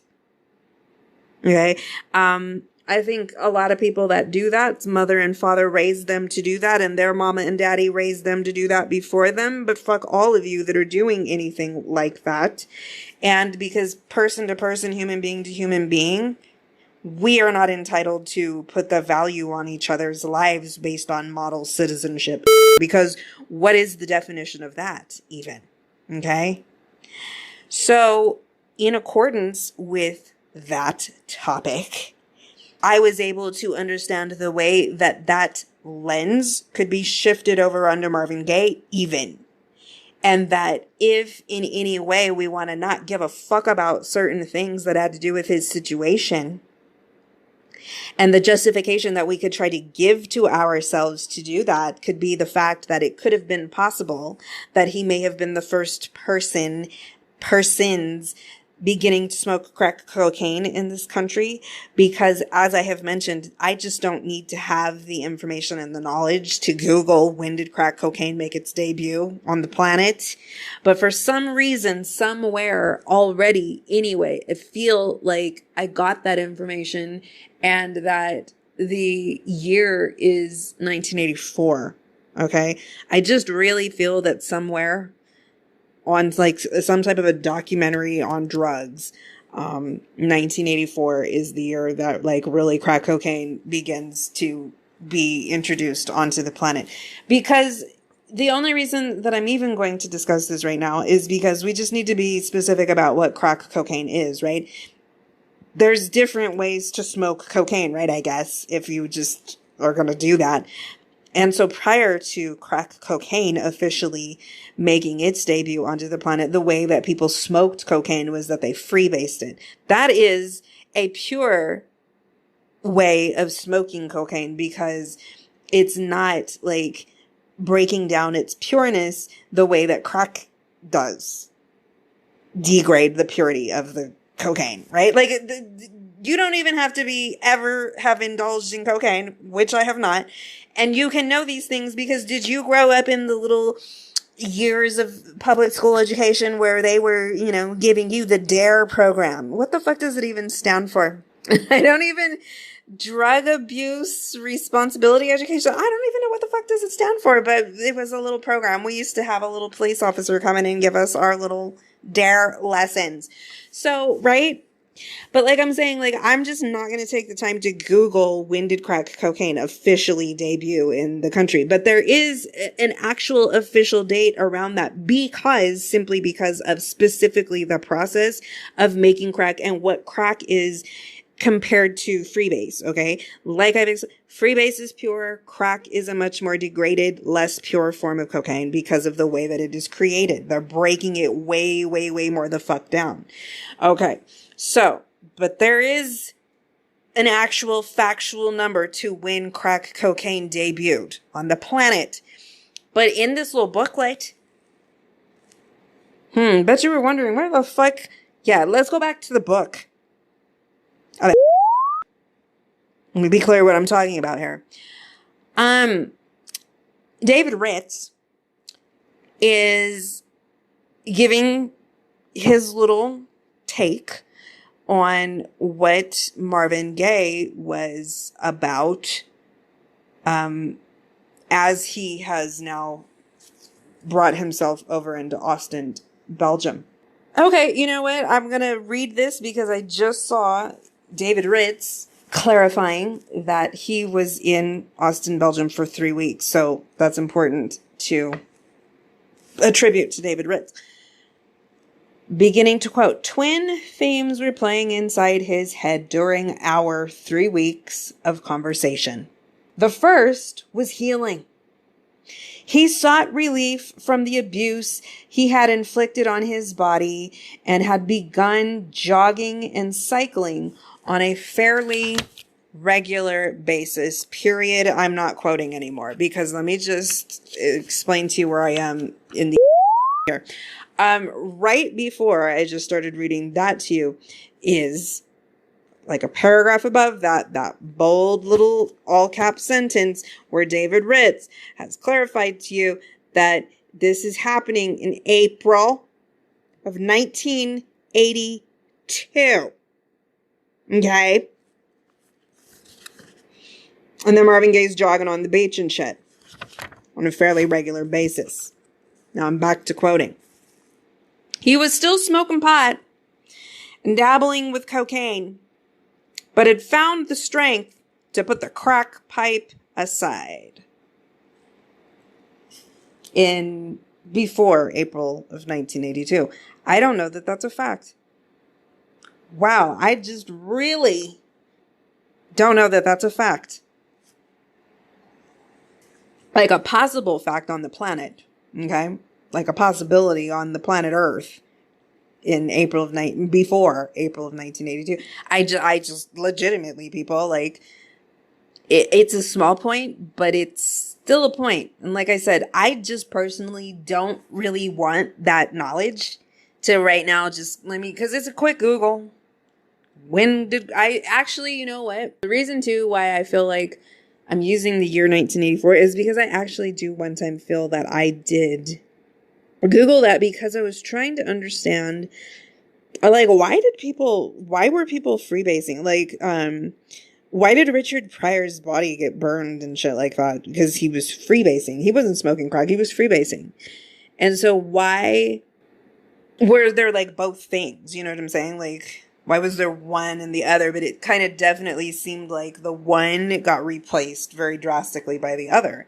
And when I did that Google, I feel like 1984 is just like pops up. It's like an instant, like, first results. You don't have to read through a page of results to drill down to it. So, Yeah, I just don't really even know if a crack pipe existed in 1982 for Marvin Gaye to be putting aside. Okay? Just a pretty important little distinguishment there. Let's see here. So, yeah, then from there, kind of the only next thing that really is worth paying attention to is, they were eating Chinese food. Like I said, good lo mein, bitch. That's fixed for a lot of things. Evidently, it's what Marvin needed just to kind of get through. You know what I'm saying? And according to Ritz. So then he's going into some extreme detail again, talking about, I'm just going to paraphrase this, but how one night, him and Marvin, because they're friends now, right? They're in his little apartment. They're watching a special on John Coltrane on TV. Then from there, they're talking about that high level art. Then conversation drifts over into pornography. And just so happens that sitting on his coffee table, Marvin has a little coffee table book of some cartoons that kind of show pornography. I get little cartoons. They were just little cartoons. But Ritz was labeling them as pornography. And so he says that he points to the pornography on the table and he says, now I'm quoting, "These stories," I said, pointing to the pornography, "are pretty sick. What you need is sexual healing." Okay, from here, then I'm going to go to the back of the booklet here, which is just text, I believe, from the original release of Midnight Love in 1982, because it's the thank yous. And so, that's in every album project. The artist will give their special dedicated thank yous to people. And so he's thanking Larkin Arnold, blah, da, da, da, da, and David Ritz, whose brilliant literary mind created the title Sexual Healing. Okay. What I just came across on the internet, which helped me be inspired to try time 59 of recording this, I got a lot more insight into the conspiracy around how the fuck the song Sexual Healing received lyrics. Okay, let's be specific. The lyrics that are tied to it right now. So, Frankie Gaye got a little bit of a shout out in this. Frankie Gaye, Marvin Gaye's brother, he says that he was told that David Ritz said to Marvin, "Not only are you sexy, but your music is also healing." And based on that phrasing, it inspired Marvin to write all of the lyrics to the song. Gordon Banks, evidently, in that little article I read on the internet, Gordon Banks specifically speaks to the issue of writing the lyrics to the song Sexual Healing in a 2012 interview in a publication called The Atlantic. And it's stated away in The Atlantic, but then this little article that I just found on the internet was elaborating on it a little bit differently. And it was stating that really, according to Gordon Banks, even the way that Ritz came up with the title, Sexual Healing, didn't have shit to do with this little story that we just heard from Ritz about the book on the coffee table. I feel like in this thing I just saw on the internet, they were saying that Gordon Banks said it didn't have anything to do with pornography and like a comic book of pornography. It had to do with Marvin saying that he was into the red light district thing that was going on in Amsterdam. And in response to that, David Ritz said that Marvin needed sexual healing. Now, let's stick to that exact topic of the red light district thing with Marvin Gaye that he said he was into in Amsterdam. In the documentary, Remember Marvin Gaye, that I emailed the director of that movie and said, hey, I'm on your website. I see that, said to reach out to you for more information about your documentary on Marvin Gaye. What is it all about? And the guy's like, yeah, made a documentary on Marvin Gaye in 1981. Maybe it was 1981 or 82. Maybe it was 82 because maybe Marvin wasn't even over in Austin much in 81. I think it may have been like the end of 81 that he got over there. Because somewhere I just saw that too. But I think it was maybe in 82 that this guy, Richard Olivier, right, is following Marvin around there in Austin. And he says, yeah, I could sell it to you directly for however many francs. And I couldn't handle doing that because that's too exclusive of... I can't handle that. Okay. So, lo and behold, I've just been able to see the documentary anyway, because it's on the internet now. But in that documentary, there are scenes of Marvin Gaye. If you've seen the documentary, you know exactly what I'm talking about. Marvin's in a taxi cab, right? They're filming Marvin riding in the backseat of a car in a taxi cab. And they show out the window, like, where is Marvin? Where are we driving Marvin around right now? And it's the ladies in the red light district in Amsterdam doing their little things in the windows. And a couple of them realize that they're being filmed and then they close their little curtains or whatever. But that was the red light district in Amsterdam. And they were recording Marvin Gaye driving along there. So if Gordon Banks is saying that when Marvin Gaye was telling David Ritz that he was into the red light district thing in Amsterdam, well, fuck, I know that to be a factual statement because I have the video footage of Marvin Gaye driving his ass through the red light district in Amsterdam. Like, what the fuck is there to contradict about that? And supposedly, in response to Marvin sharing that information with Ritz, is the reason why Ritz said you need sexual healing. I think nobody disputes that David Ritz supposedly came up with the phrase sexual healing, okay? I don't think anybody disputes. Guess who didn't dispute it? Marvin Gaye, because he gave him credit for coming up with that title. The back of his album when it was released in 1982. Okay? So, this was what I loved about that article that I just found on the internet. Very random. It was on some little page that said fandom at the top of it. And then it was this detailed article. And so what they explained is that then David Ritz, after the album became released, just wouldn't let it go, right? Like he's pushing it and pushing it and pushing it. And he's getting the beef going between him and Marvin, okay? That's where I will circle this back to my convictions on this subject matter all the time, people, is that I'm good to go with whatever Marvin Gaye was about on this topic, okay? That's good enough for me. And so Marvin Gaye did not agree to just go along with saying that David Ritz co-wrote this song. He just didn't feel like going along with saying that. Now, there's something that I want to point out that Ritz says in this book too. Okay, I'll read this one little sentence and then I'll back up because there's something right before it that I'll also point to. But it's just a sentence and it starts right here. Were Marvin more inclined to share credit, he would have named Gordon the album's co-producer.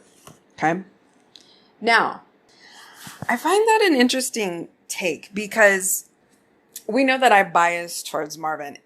But here's also where I come from.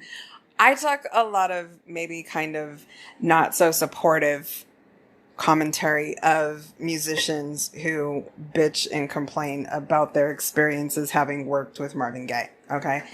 But I'm going to tell you where I bias and where I come from on that too. Like my ability to do that.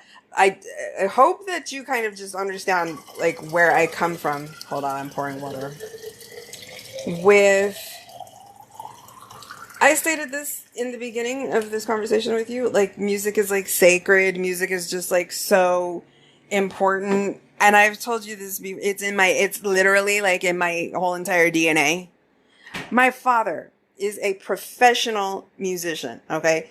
Been that for all of my life and much of his life before me, okay?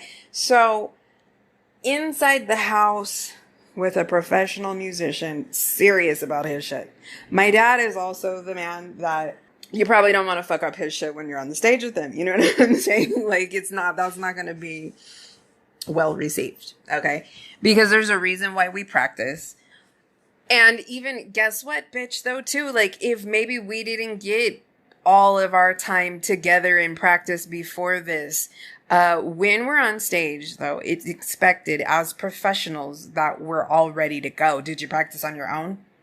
Just because if maybe me, you, and 3 didn't get to rehearse together, that's not an excuse for why you should not be prepared as this team stepping up on this stage right now. You know what I'm saying? Like, you gotta do your own shit. That was actually something that Gordon Banks said. So Gordon Banks is like from Virginia originally, I believe. And so like in 2017, like a local, felt like his high school, and he was about to get inducted into some Hall of Fame in his just little local hometown. They were doing an interview with him. And so Gordon was speaking to musicians who may have ever sued Marvin for not getting paid. I don't think that he said credited, but I think that maybe he said paid. So Gordon was like, yeah, and I heard those stories over the years or whatever. And he's like, and I think that some people did sue him, but he's like, at the end of the day, you've got to handle your own business, okay? And that really goes along with like your whole business side of things as a musician, but also like your professionalism thing as a musician. Actually, as I'm saying this right now, I've got the book of the Marvin Gaye collection open, and there's a picture of Marvin on stage, and there are 1, 2, 3, 4, 5, 6, 7, 8, 9 musicians behind him. 10. Some guy right on the ground playing the bongo or the conga, whatever.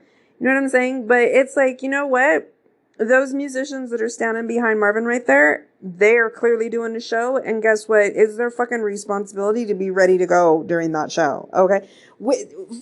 Maybe if you have a little garage band and it's your little hobby, and maybe you bought the little, who's that fool? The guy that's married to Nicole Kidman, Keith Urban. He gets up on HSN and he'll sell you his little custom made guitar. And he's got the little 5 DVDs that if you listen to it every day for 30 days, by the end, you're going to be able to play songs. Okay. I'm not talking to you. Okay. That is the extent of your training. You probably should not be trying to get your ass up on stage behind Marvin Gaye at any point in time. Okay. And if you did that, you probably would be inclined to have some commentary that reflected the very advanced level of playing through the set list that is going to happen when you are behind Marvin. Let's speak on that.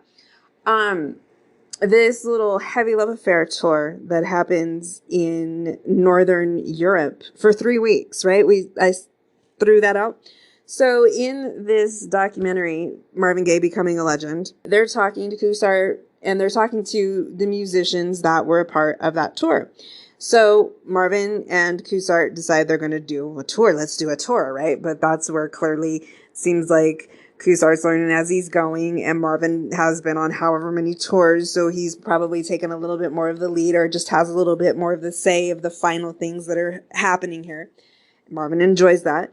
So they're getting ready to, get these dates lined up, and Marvin needs some professional musicians. So Kusart flies over 5 musicians from LA. Now, I don't know if Marvin had worked with each and every one of these guys before, but they were reputable musicians from LA, so they get their tickets. They're flown over to Austin.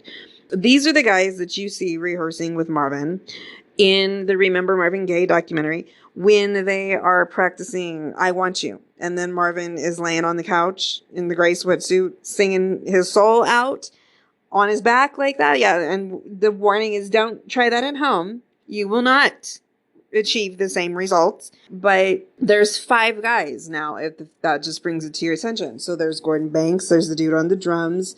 There is Odell Brown. We'll hear his name again. There is some dude on the bass, and there's some dude on the keyboards. And so they're practicing. And the drummer gets interviewed in this documentary these years later. And he's explaining how it was, it was learning ground for him. He, got his chops together on that tour because he said the two things that were consistent every show is they opened every show with the same song and they closed every show with How Sweet It Is to Be Loved by You. And he was like, other than that, every single thing that happened in between each night was different each night because it just flowed however Marvin wanted it to flow. Did they have a set list of songs where it's like, okay, if Marvin's leading into this next song, have we practiced this and this is a part of the set list? Yes, but maybe he's leading into this song and it's not in the spot where he would, bitch, be ready to go. Do you know how to play the song? Have you practiced this song? Are you good on your song? That's on you. This is a part of the list. Can you play it? You've got to be able to go with the flow on when the fuck we're going to start to play this song. The question is, are you ready to play this song? So that's what this dude was saying. He was like, it just kept them on their toes.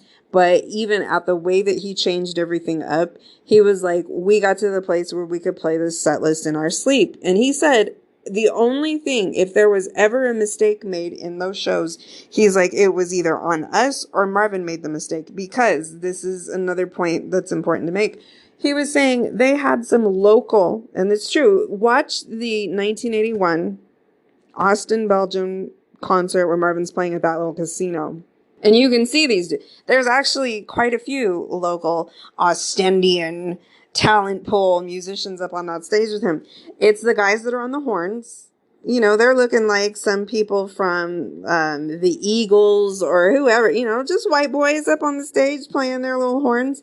And then, like I have pointed out to you, he's got these they are repping for Marvin Gaye background singer. They're doing their job up on that stage. Okay, they are singing the background vocals on these Marvin Gaye songs. Okay, they may be singing louder than Marvin on some of it, but they are singing the song because they are feeling the song. They're into the song. They're clapping on the song.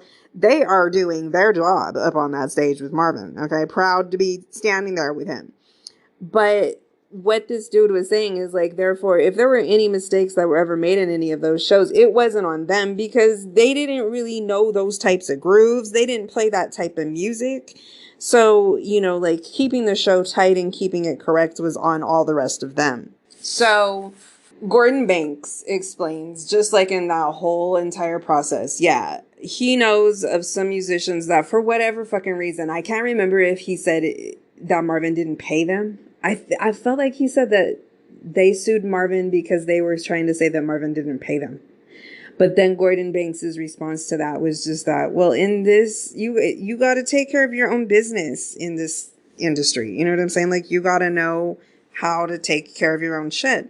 I just find it where I don't really give a fuck so much about these 10 guys that are standing behind Marvin Gaye right now in this picture that I'm looking at. If you know what I'm saying? Like, I give a fuck about you that I could be listening to your show and get my attention because you're such a bad motherfucker at your instrument that, like, I notice you. You know what I'm saying? But other than that, I kind of don't really need to hear your story much, dude. I paid my ticket price for Marvin Gaye. And, it's like, congratulations if you have the chops to be up on the stage with him.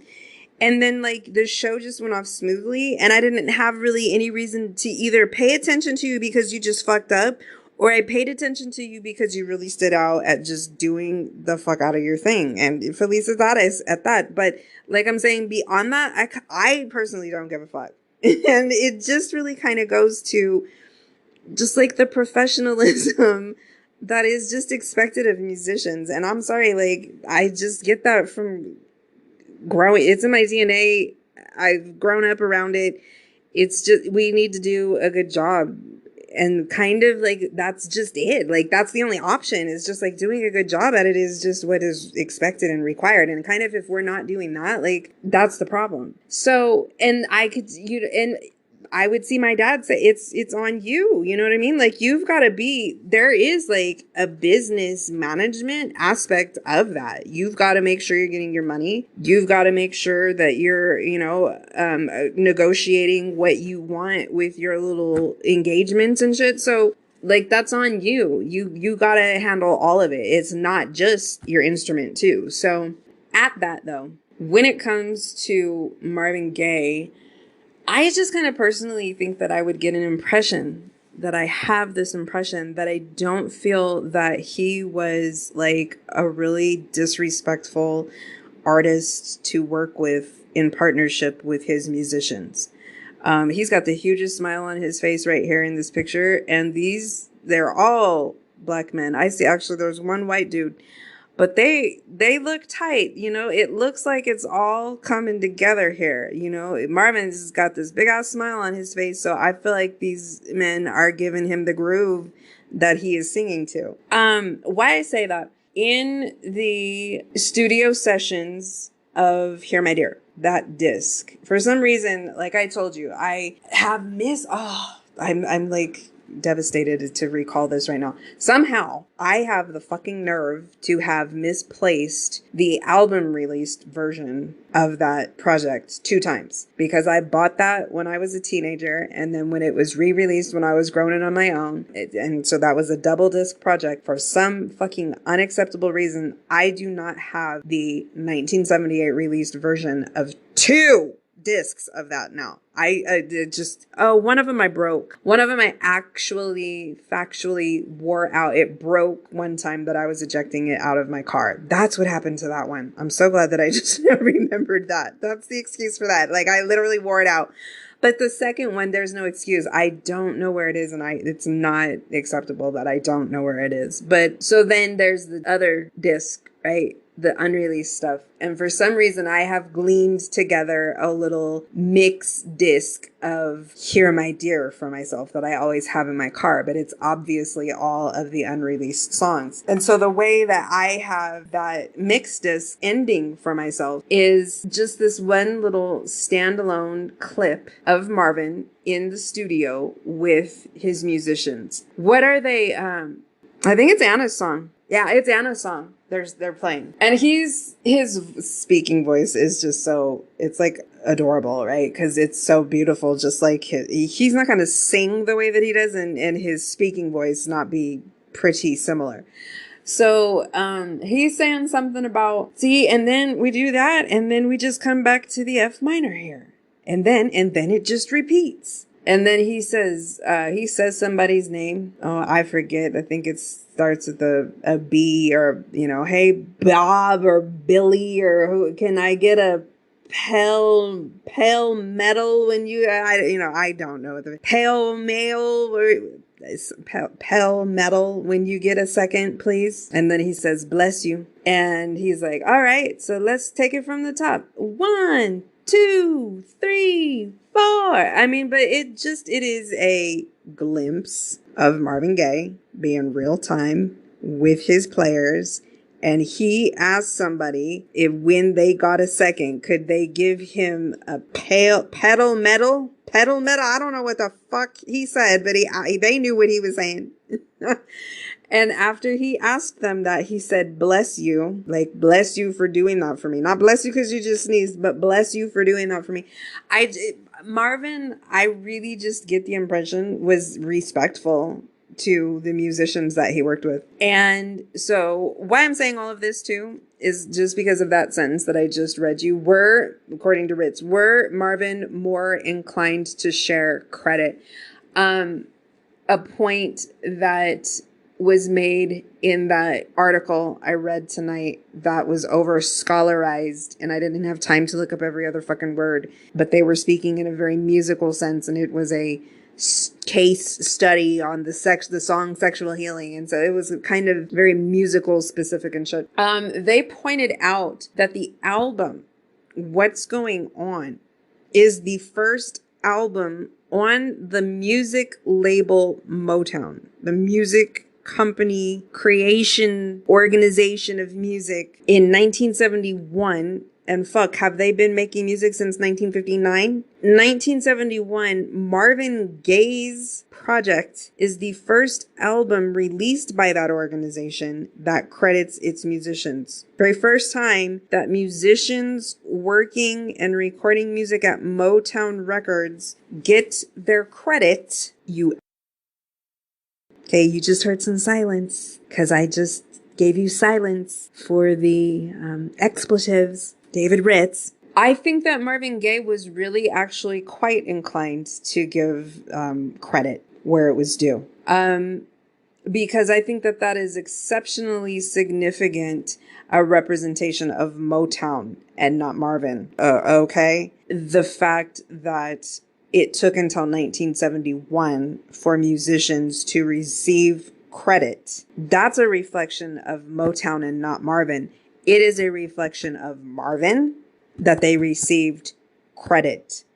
You just got some silence there because I silenced out the expletives for you, David Ritz. Another prime example of how Marvin Gaye is generous to give credit is in his 1974 live concert. And actually, it needs to be your version that you got as the re-release. So fuck, that one came out. I feel like that same year that I was a sophomore in college.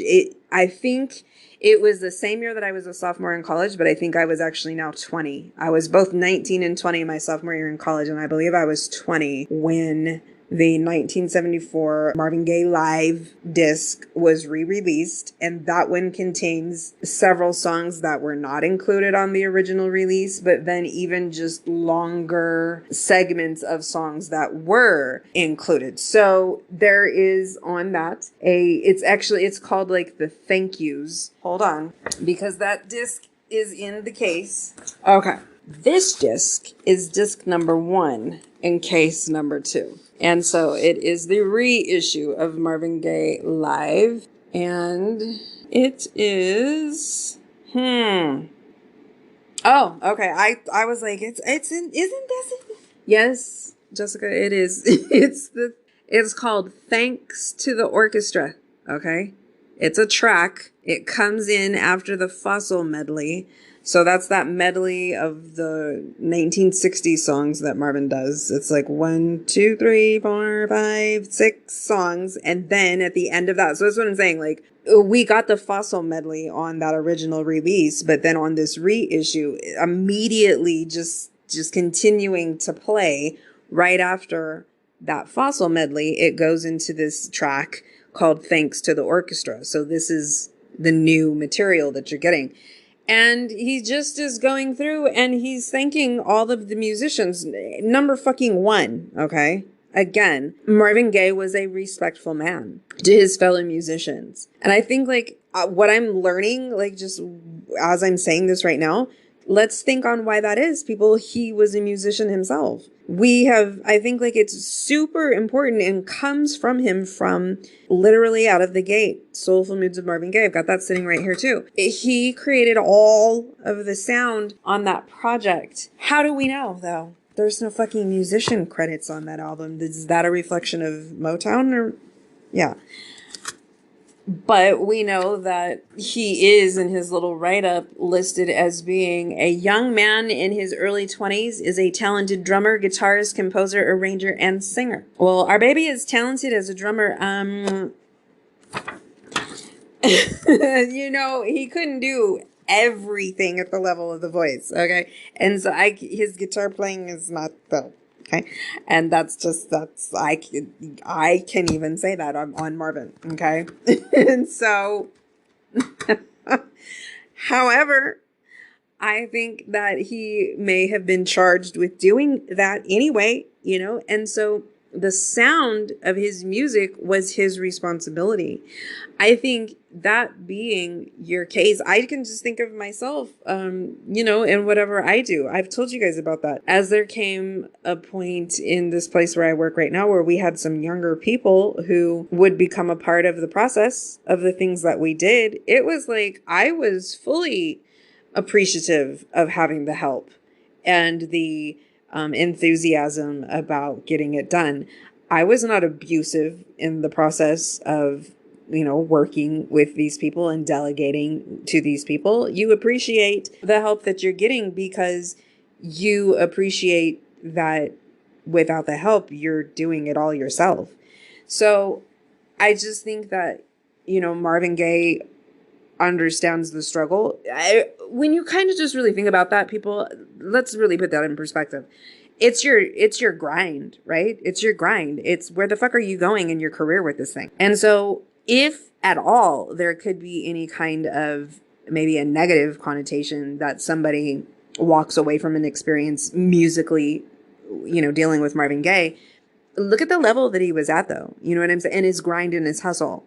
He wasn't just going to be content to be out of a doo-wop group because Harvey Fuqua's Moonglows broke up. And so now he's fucked and what's he going to do? No, he was on his grind and his hustle. He got his ass over into Motown and he did what he needed to do. He was playing the fucking drums. I feel like he said he was like a fucking janitor there for a little bit. Like he was doing whatever the fuck he had to do. He was on his grind. He picked up and contributed and did what he needed to do. And he had a goal and he kept going. Let's look into like the levels of things that he achieved. That I would say is like my observation of my dad too. Like that's what I'm like. He's no nonsense. Like he don't really have. I don't want to hear excuses. It's about, are you at the level full? And if you're not, like, I'm going to be able to identify where you're not. And I'm going to be able to identify if that doesn't work for playing alongside me. You know what I'm saying? Because I rehearse my shit. Like I even take lessons still to learn how to do new things with my shit. That's definitely also an aspect of Marvin Gaye, specifically on this album project, Midnight Love. He is given state-of-the-art new instruments. I stated this probably about an hour back, right? But they were these new synthesizers, a TR-808. I said that. TR-808 and a Jupiter 8. Now, Marvin didn't even know how to turn this shit on. That was what Gordon Banks was kind of laughing about. He's like, Marvin was not technology savvy. So when they bring these brand new state-of-the-art things over, he don't really even know how to like get them up and running. But once somebody gets that turned on for him, he's got the musical learning gene, like the musical, I don't need to rest on my laurels and think I've learned everything that I need to learn and I can't learn anything new. No, it's like turn that shit on for him. He's going to teach himself how to make sounds out of these new instruments.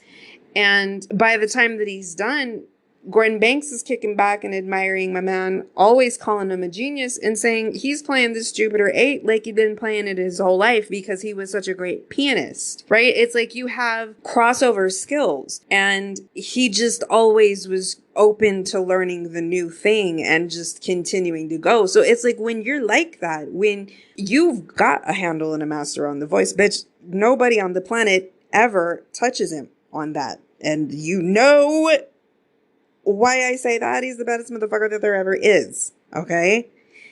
In addition to that, what you and I have learned throughout the course of this podcast is the degree to which he was a skilled musician of objects. Okay? 95% of this musical sound that you hear on the Midnight Love project is Marvin Gaye playing the instruments, bitch. Okay? By that point in his career, do you think that if he was just going to be resting on his laurels, he would have done it? He would have needed somebody to learn how to play that shit for him. And you know what? Then only the inspiration and only the capability of that other person would have been what we got out of the project. One of the things that Gordon Banks says is like that album was so cutting edge and it was so unique and special because there was so much of Marvin Gaye in it. That was what I was pointing out too. It was like in that very overly scholarized article that I read, they were really making a point to point out how cutting edge and kind of like changing the sound of R&B that Marvin Gaye did with that project. But that's Marvin Gaye's playing all of that shit. He just did that, bitch. It's not like he gave a fuck about changing the sound of R&B. He was just making his music. Does as a result of that, like the sound of R&B change because he's like basically one of the first people starting to play these brand new state of the art instruments. What Gordon Banks says is the Isley Brothers starts to kind of copy off of that sound. You know, that band Mutume and that song Juicy Fruit. It sounds very much like much of the things that are going on in sexual healing. Marvin Gaye is leading that charge. Bitch, I have told you that so many times that Marvin Gaye is not following after people. He don't copy. He sets the standard. He changes up the game. And if you don't think that I have said that enough to you, that's okay. We have episodes coming on it. So, gosh, I'm going all around the world, but I really am just all on it. So, again, how some motherfucker, I'm not going to give you silence on that, says in a write-up, trying to fuck your mind to be dejected on your man. Like, how are you supposed to feel after you read this sentence on your man? Let's read it again. Were Marvin more inclined to share credit? Let's just leave it at that. That's supposed to make you feel a little bad about Marvin Gaye, right? That's supposed to make you feel a little suspect on Marvin Gaye's character. That's supposed to make you feel a little questionable on the niceness of Marvin Gaye. Was Marvin Gaye just a mean man? You know, Mean Girls, was he a mean man? Was he a Naomi Campbell, Tyra Banks, bitches back and forth talking shit? Who was the mean one? You know, it's like, are you supposed to get that Marvin Gaye was really mean to people? Was Marvin Gaye actually really mean to his musicians? Was Marvin Gaye actually really disrespectful?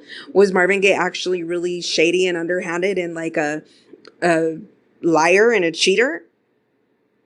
David Ritz is expecting you to feel that way. Why the fuck do you think that he just wrote those words like that? Was it, I'm sorry, it was intended to give you the opposite impression of the only way that those words impress you to feel, result, conclude, perspect? Absolutely not.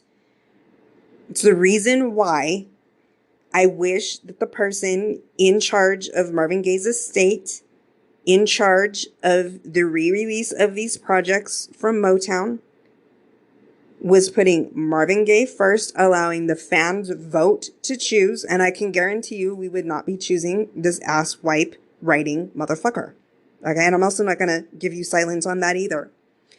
So, there is on the re-release of the 1974 Marvin Gaye live album a track called Thanks to the Orchestra, which is a continuation right out of that Fossil medley. So, yes, as it fucking is, he's taking time to give thanks to the whole fucking orchestra.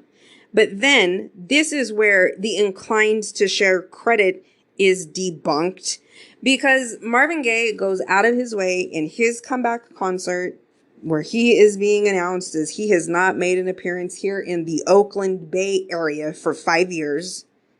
And the reception that he gets in this concert, the throat action that he is demonstrating in this concert, it's like the live concert of his career, right?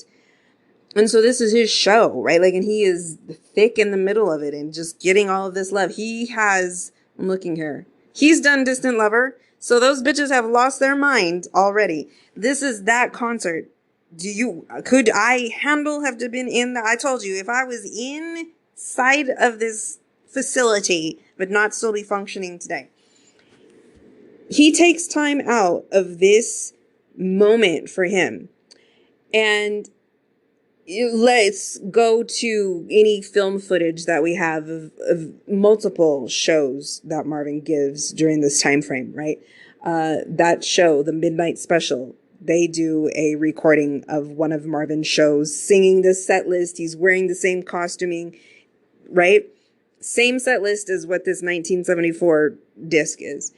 And you just look at that stage setup, right? There's like, no shit, 50, 60, 70 people up on the stage with Marvin. Where the fuck is Marvin, right? Like, that's how many just that he's got up on this stage with him. And so, exactly like that, in this concert that night, evidently, you know, as he's giving these thanks to the orchestra, someplace on the stage at that point in time is Ed Townsend. And Marvin says, oh, wait a minute, like, I'm not necessarily giving bows right now or anything, but I see there's Ed Townsend who wrote Let's Get It On. Right? And then the audience just starts giving him his props. But what did Marvin Gaye say right there, just then, when he said that? There's Ed Townsend who wrote Let's Get It On. Now, hold on. This is going to be a challenge because Let's Get It On is a worn, it's in this case, but I don't know if a booklet with it is in this case. Oh, wait, there it is. Let's see. Ooh, it's ripped. Does it have the writing credits? Let's Get It On. Written by Marvin Gaye. Wow, hold on. No, that's Distant Lover. I was like, I don't even see Ed Townsend on there. Okay, Let's Get It On. I've just pulled out my booklet for Let's Get It On. Written by Marvin Gaye and Ed Townsend. In the concert of Marvin Gaye's life in 1974, he's giving thanks to the orchestra, and just out of the corner of his eye, 50 people on this fucking stage, he notices that Ed Townsend is standing there. And he goes out of his way to point out that Ed Townsend is standing there. And he wants that auditorium full of screaming, thousands of people, fans, to understand that Ed Townsend wrote the song Let's Get It On. Did Marvin Gaye say, oh, I'm not giving bows, and so there's Ed Townsend, and I'm not going to tell you that he co-wrote on this song, Let's Get It On with me? No, he didn't say it like that. And Marvin Gaye did not even say, oh, I'm not giving bows, but there's Ed Townsend who co-wrote Let's Get It On with me. No, what Marvin Gaye said is, I'm not giving bows or anything, but there's Ed Townsend who wrote Let's Get It On. This is saying we're Marvin more inclined to share credit. Don't talk to me like that. Don't say lying, lies, falsehoods, talking shits, hater-istic, asswipe comments to me like that. Digging on the character of Marvin Gaye when did I just spend half an hour debunking that statement to you? I'm not the one. I'm not the one. And I'll go long and hard and detailed with you to explain how I'm not, to debunk sentence by sentence the shit that I need to of your shit if you want to try me on talking shit on Marvin Gaye. Fuck, dude. And that sentence right there was not even something that in the 58 times before this right now that I have recorded this that I even picked up on. I have not yet even ever debunked that were Marvin Gaye more inclined to share credit bullshit, because what I said is that there was something before this. Okay. And so, yeah, there is, and that's a whole other little part. Okay. Let's go back to sexual healing, because I know at a point before this we were talking about the conspiracy of how sexual healing was written. And we have decided that there's really no contestation of whether or not David Ritz came up with the title, because flat the fuck out, Marvin Gaye thanked him for that on the 1982 issue of the project. And so in this article that I was reading on the internet, they were even including the side of Frankie Gaye saying that, to the effect, David Ritz said to Marvin Gaye that not only are you sexy, but your songs are also healing. That was the inspiration that Marvin used to write all of the lyrics to the song. Gordon Banks said the title of Sexual Healing did not come from this pornography little comic book, but it came because Marvin had told him that he was into the red light district shit. And we can confirm that to be true because we have the video footage of Marvin being driven through the fucking red light district. Then there is Odell Brown, and I love the way that this article pointed it out, because it's like, this David Ritz goes to so much trouble, right? Like, he points out in this booklet that, Odell Brown is the other person that wrote on sexual healing. It's himself, it is Odell Brown, and it's Marvin Gaye. Let me see here. I'm trying to see if he's pointing out Odell Brown right here. Yeah.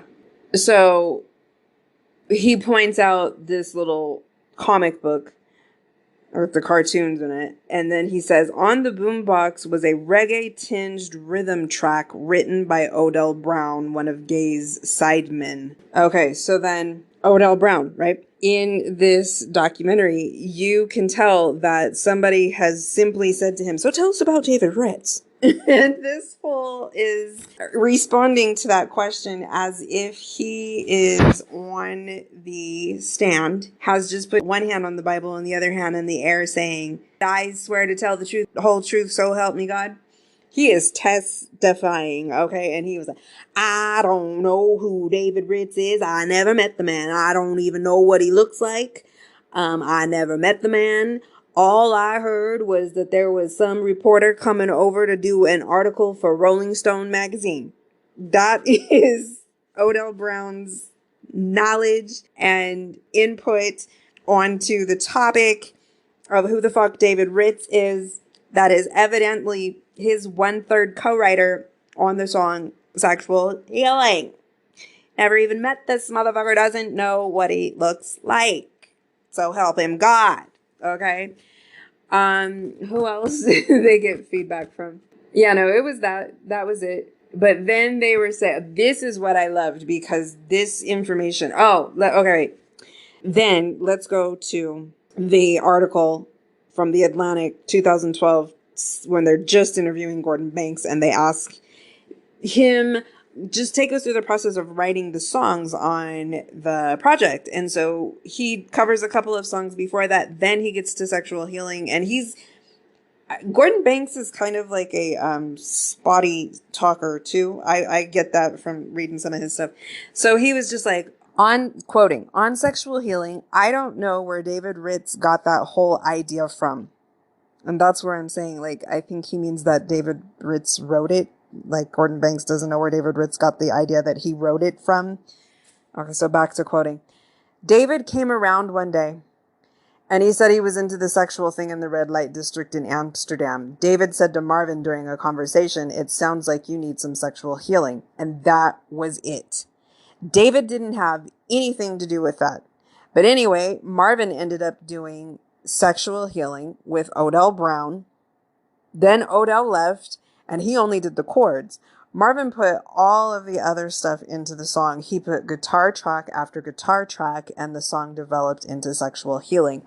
Now, okay, so that's the addition. That's the much more frank. And so kind of how I'm saying that Gordon Banks seems to be a little bit of a spotty talker, because when I read that other article, it was clarified that Marvin was the one that said he was into the red light district stuff. But when you just read what he said in this article, I was like, Gordon, are you saying that Ritz said he was into the red light district stuff? It just wasn't very clear who was saying what, but it was clear that Gordon Banks was saying that David Ritz didn't have shit to do with that. Okay. So, yeah. So here where Gordon Banks is talking about how Marvin put guitar track after guitar track and the song developed into Sexual Healing. In that very scholarized article on the case study of Sexual Healing, they were talking very in depth about the guitar work on that song and about how at first I feel like Gordon was saying that he put like 12 guitar tracks onto it and that it whittled down to 7 as the final result.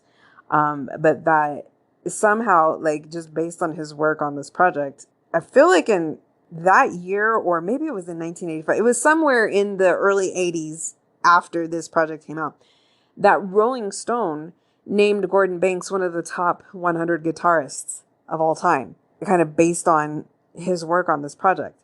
And very specifically, like, the guitar work in Sexual Healing, and very specifically how, yeah, the guitar work and all of the instrumentation in the song Sexual Healing, because Marvin Gaye wins 2 Grammys off of this project. And one of them is for the instrumental visualization of what is going on in the song Sexual Healing. So, okay. Gordon Banks won that Grammy too, I feel like, because I feel like that's what he said. He has a Grammy off of it too. And he just really pointed this out too. He was like, you know what? Marvin Gaye had his whole entire career at Motown being backed up by the Funk Brothers, right? Absolutely talented. And see, I'm thinking I'm looking at the Funk Brothers in this picture of Marvin. It's clearly in the early 1960s. Marvin's wearing a tight suit. Suit's looking... Well, you know, it's fitting Marvin. Marvin's looking real young. So I was going to say maybe the suit's a little young on Marvin, but no, Marvin's, you know, fitting in the suit. Marvin is just clearly very young. But I'm thinking that's the Funk Brothers that are behind him here in this picture. And, you know, so Gordon Banks is just absolutely wanting to give them props and their credits. But he was like, so think about that. You know what I'm saying? Like his whole career, he was backed by the Funk Brothers, but it's his project when he steps out with me, and it's just basically the two of us in the studio, and we win a Grammy. He was like, Berry Gordy couldn't even do that, bitch. I put the bitch in there, okay? But so I feel like Gordon Banks got that Grammy too. Let's see. Let me go back to the book so I can just see what I'm debunking next. Well, you know what? Here's also something that I hadn't really ever addressed on the 58 times before right now, but I see this referenced a few too many times by Ritz. It starts in the In Our Lifetime project, and he has the nerve to make a statement of how kind of very groovy and funky. And that's one thing that I didn't really ever touch on, even in my discussion of that project with you guys. I was telling you earlier, I was like, there's a very spiritual, you know, kind of enlightenment track that Marvin is lyricalizing those songs with. And kind of that's the final project because, you know, just his life, you know. But he realized that he had gone that way with those lyrics on that project. He had kind of gone that way with his lyrics on Here My Dear, didn't have the commercial success. He goes that way with his lyrics on a version of Turn On Some Music, right? The unreleased version, the song reaction I've done. And then he's realizing that maybe too often now in his songwriting, he's going that more enlightened, like I said, the Oracle, the Buddha, you know, gonna just give you your spiritual guidance support through his lyrics, but that's not necessarily so commercial.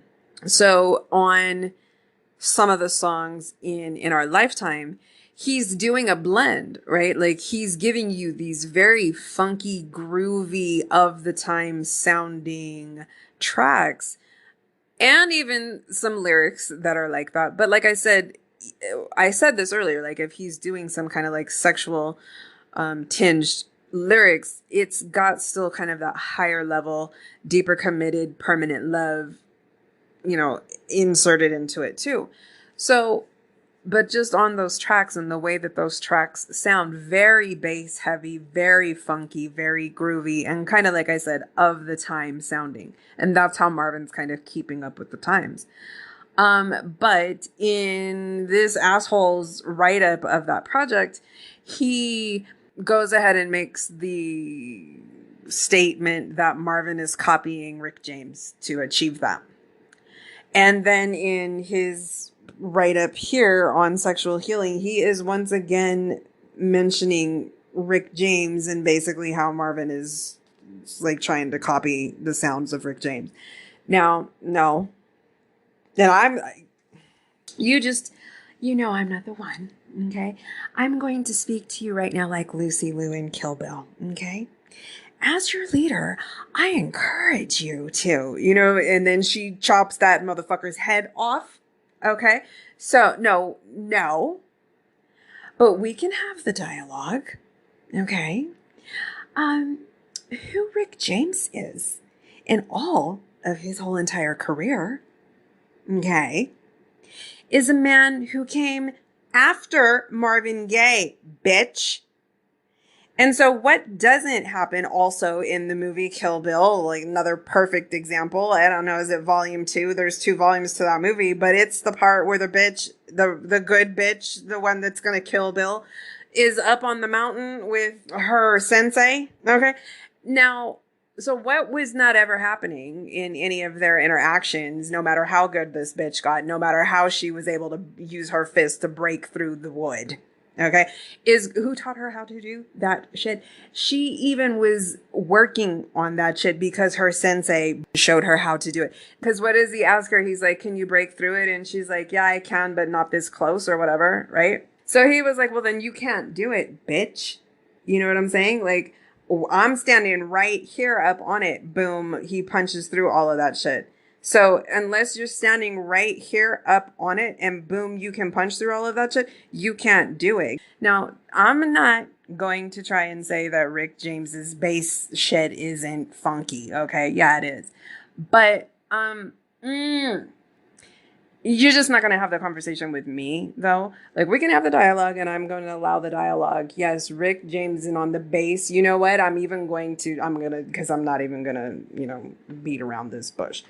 On the bass, is Rick James's shit kind of just like the funkiest that sets the standard? Yes. But however, Rick James does come into all of his whole entire career after Marvin Gaye has done a lot of the things in his career that he has done, including the R&B, funk, groove, introduction, and I'm thinking on this and I'm not feeling hesitant to say it, bass changing, and let me clarify that again, introduction into some just bass changing the game on what.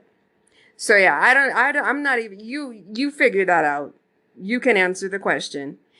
And yeah, so bass and Marvin Gaye though is a connected thing for a really long time. Like a really fucking long time before anybody even knows the name of Rick James. So Marvin Gaye does not copy Rick James, period.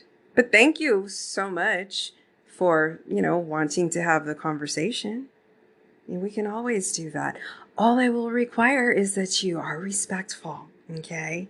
So, but yeah, the copying, like the sensei doesn't copy the little grasshopper. That's just not how that works out. So let's see, what's the next thing that we're debunking here? Okay. Moral to Ritz's story in the Midnight Love write-up is he needs you to know that Marvin Gaye is having writer's blocks. He has no inspiration. He can't handle the fact that he has to make an album. Let me quote, and again, Ritz is putting quotation marks around these words, therefore, in theory, attributing them to words that Marvin Gaye spoke. Here we go. I'm afraid that this production is sounding thin, he said to me during our days in Ohain. I need help. Turning the page. Help came immediately from Gordon Banks, then Marvin's brother-in-law, a musician of sublime gifts, rare subtlety. And then, just so putting this all circling together back to the beginning, were Marvin more inclined to share credit, he would have named Gordon Banks the album's co-producer. Okay, so. Really, to help me just get this all together, this point all together, this debunkment that's about to happen all together, the little article that I just came across on the internet filled in a gap here for me. Okay. And but then again, it's like, well, I don't know. Why didn't anybody else point this out? It's like, this article was in depth on the internet on this little fandom page. Like, where the fuck did y'all get all your little information from? Because I'm not mad at it. Y'all are like setting the record straight, but you got to just kind of be careful of where you get your information from. I'm going to point this out because I did have it in one of the 58 versions before, but it's like all of this whole entire process reminds me of being in like CP comp or AP English, what was it, college prep composition and advanced placement English, when you got to do your little research paper and you got to go to the college library and you got to do your little investigative report and you got to get your little bibliography together so that you make sure that you're not just talking shit throughout your whole report, right? Like, you gotta come up with what you want to say, but then in order to support what you want to say, you gotta be getting your factual information and quoting and citing sources from other more learned motherfuckers than you to just help prove the fact that you are speaking on a credible topic that you are not just talking shit about, okay? And so then just, you got to do that throughout your whole thing, but then stand alone, you got to come up with your little bibliography, bitch, that you are giving credit of who you are also saying said shit like what you're saying.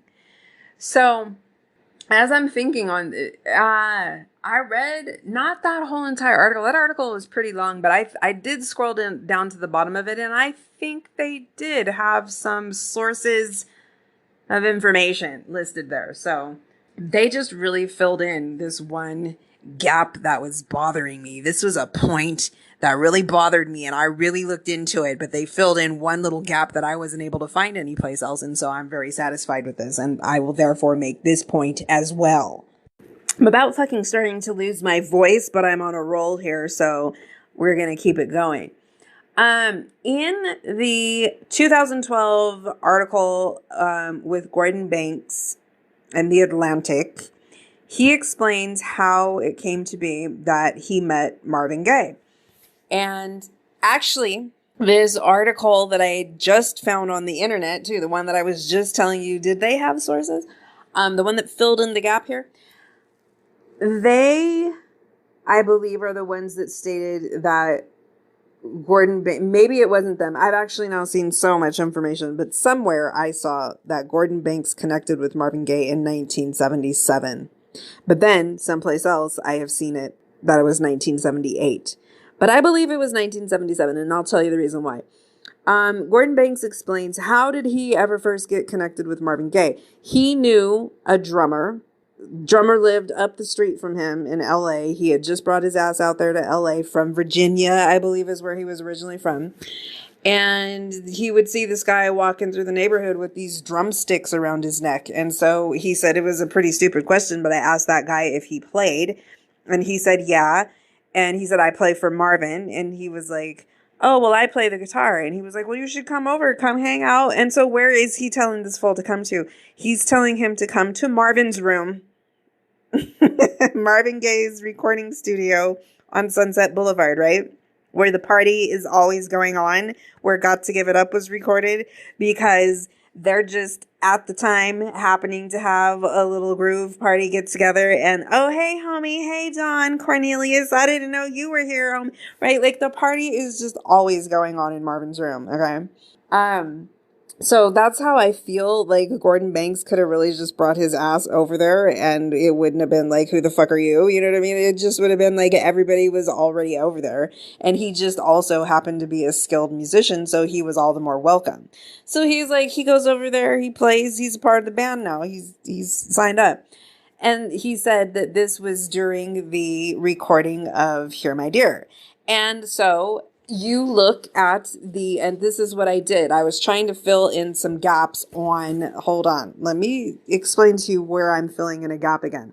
According to David Ritz, Marvin Gaye says, I'm afraid that this production is sounding thin. I need help. Help came immediately from Gordon Banks. And Gordon Banks gets on with Marvin in 1977-ish, 77, 78. But what do we know? The album Hear My Dear is being recorded in both 77 through 78. So I accept either year. And he just is kicking it with Marvin from that point forward. He said that in his time, he worked with tons of other musicians. I think he pointed out the Temptations, they were other like big groups, but he said like anytime that Marvin called, he would always drop whatever he had going on and go gig with Marvin.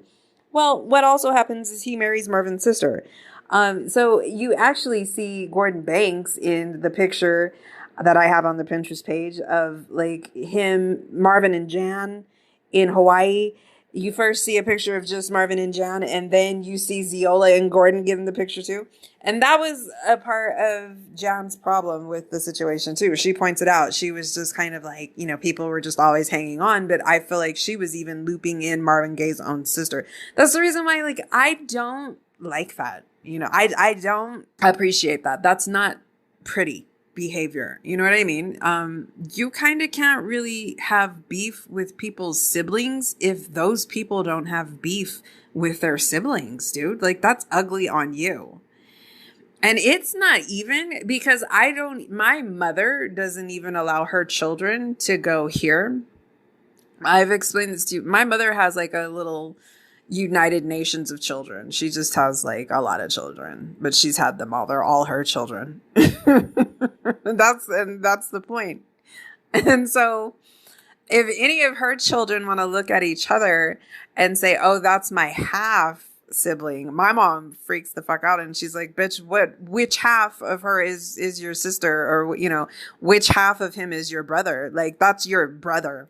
Okay. Or that's your sister. Like, my mom don't play that half shit. And so I don't either. But this is what I'm saying though. It's like all of Marvin's siblings were like his full siblings, bitch.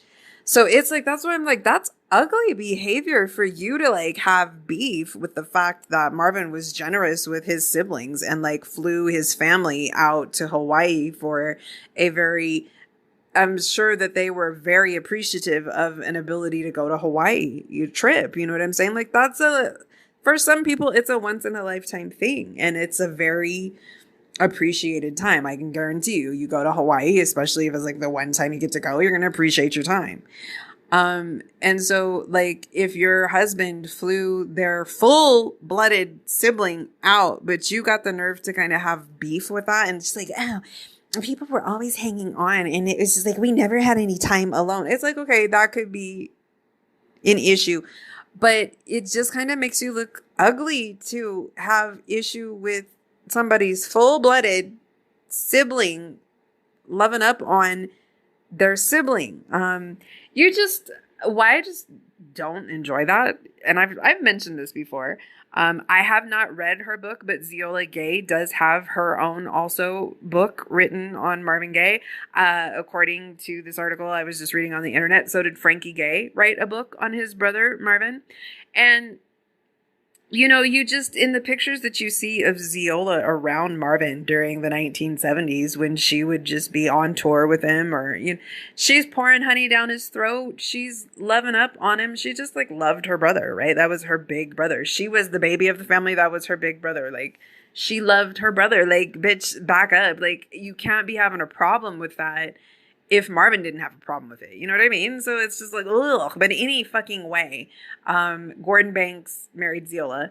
And just like, not only was he a trusted, gifted musician playing along with Marvin, he was Marvin's brother-in-law. So, okay.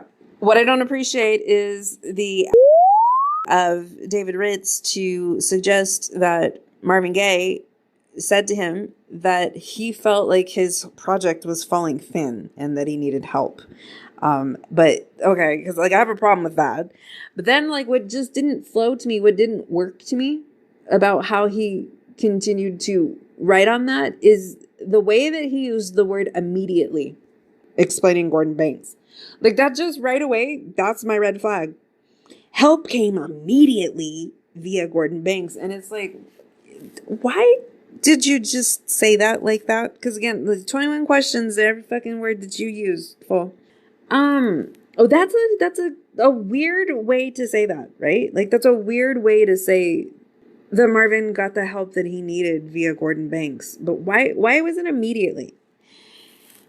And so I was just like, that doesn't fit. That doesn't flow. It's something weird about the fact that you needed to specify immediately that the help came from Gordon Banks.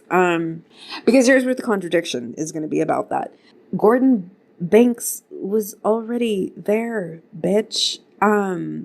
That is what this little article that I was just reading on the internet clarified, which was the one little missing link that I had.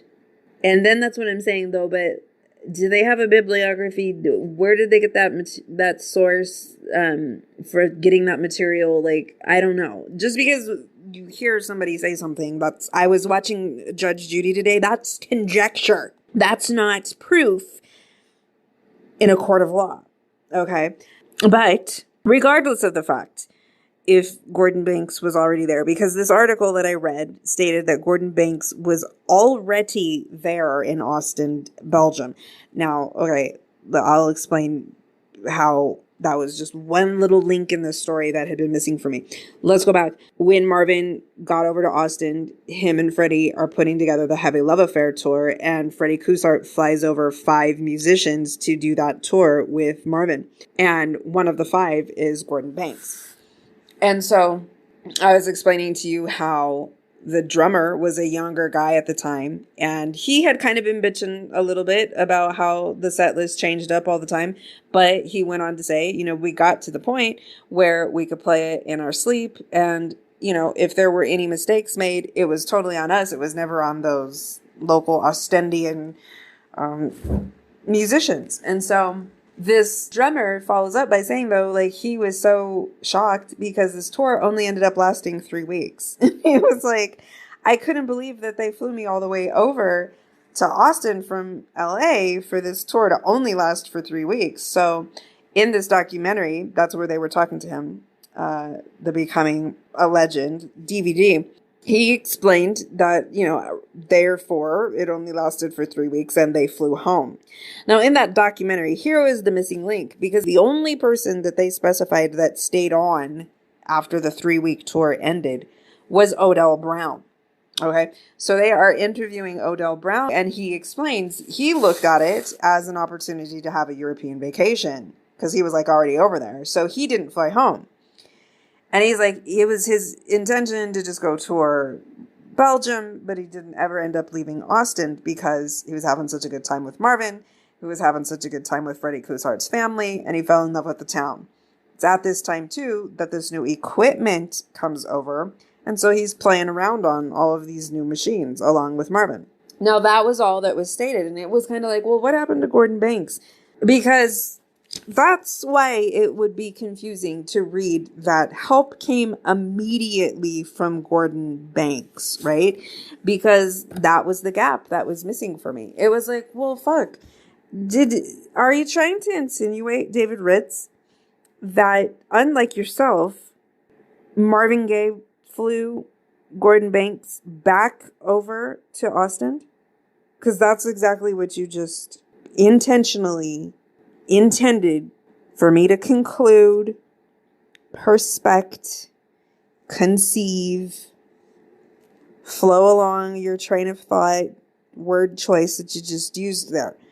And I thought that could have been possible because according to that little documentary, they didn't pinpoint whether or not Gordon Banks had flown back or had stayed on after that tour. But so it was because that little piece was missing to me. It forced me to dig deeper than that. It was the use of the word immediately still bothered me, even if what the result might have been is that Marvin flew Gordon Banks back over there. It was like, okay, say that's what happened.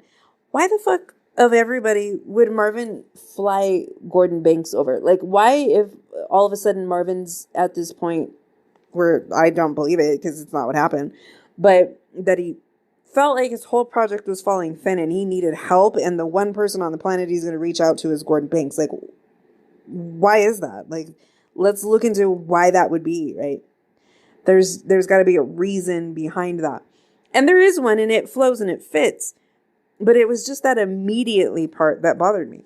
So I remembered Gordon Banks pointing out that he meets Marvin Gaye in 1978, and that put it all the way back to the Hear My Dear project for me. So I go and I grab my Hear My Dear booklet, and I go to the musicianship credits, and Gordon Banks pops up. He's one of a couple of, there were a lot more musicians on that project. So I did have to look a little bit harder, but lo and behold, there is Gordon Banks getting credited on the Hear My Dear project. So he's been playing with Marvin. It's just like it has read several places now. He either met him in 77 or 78. He gets hired on and he starts playing on the Hear My Dear project.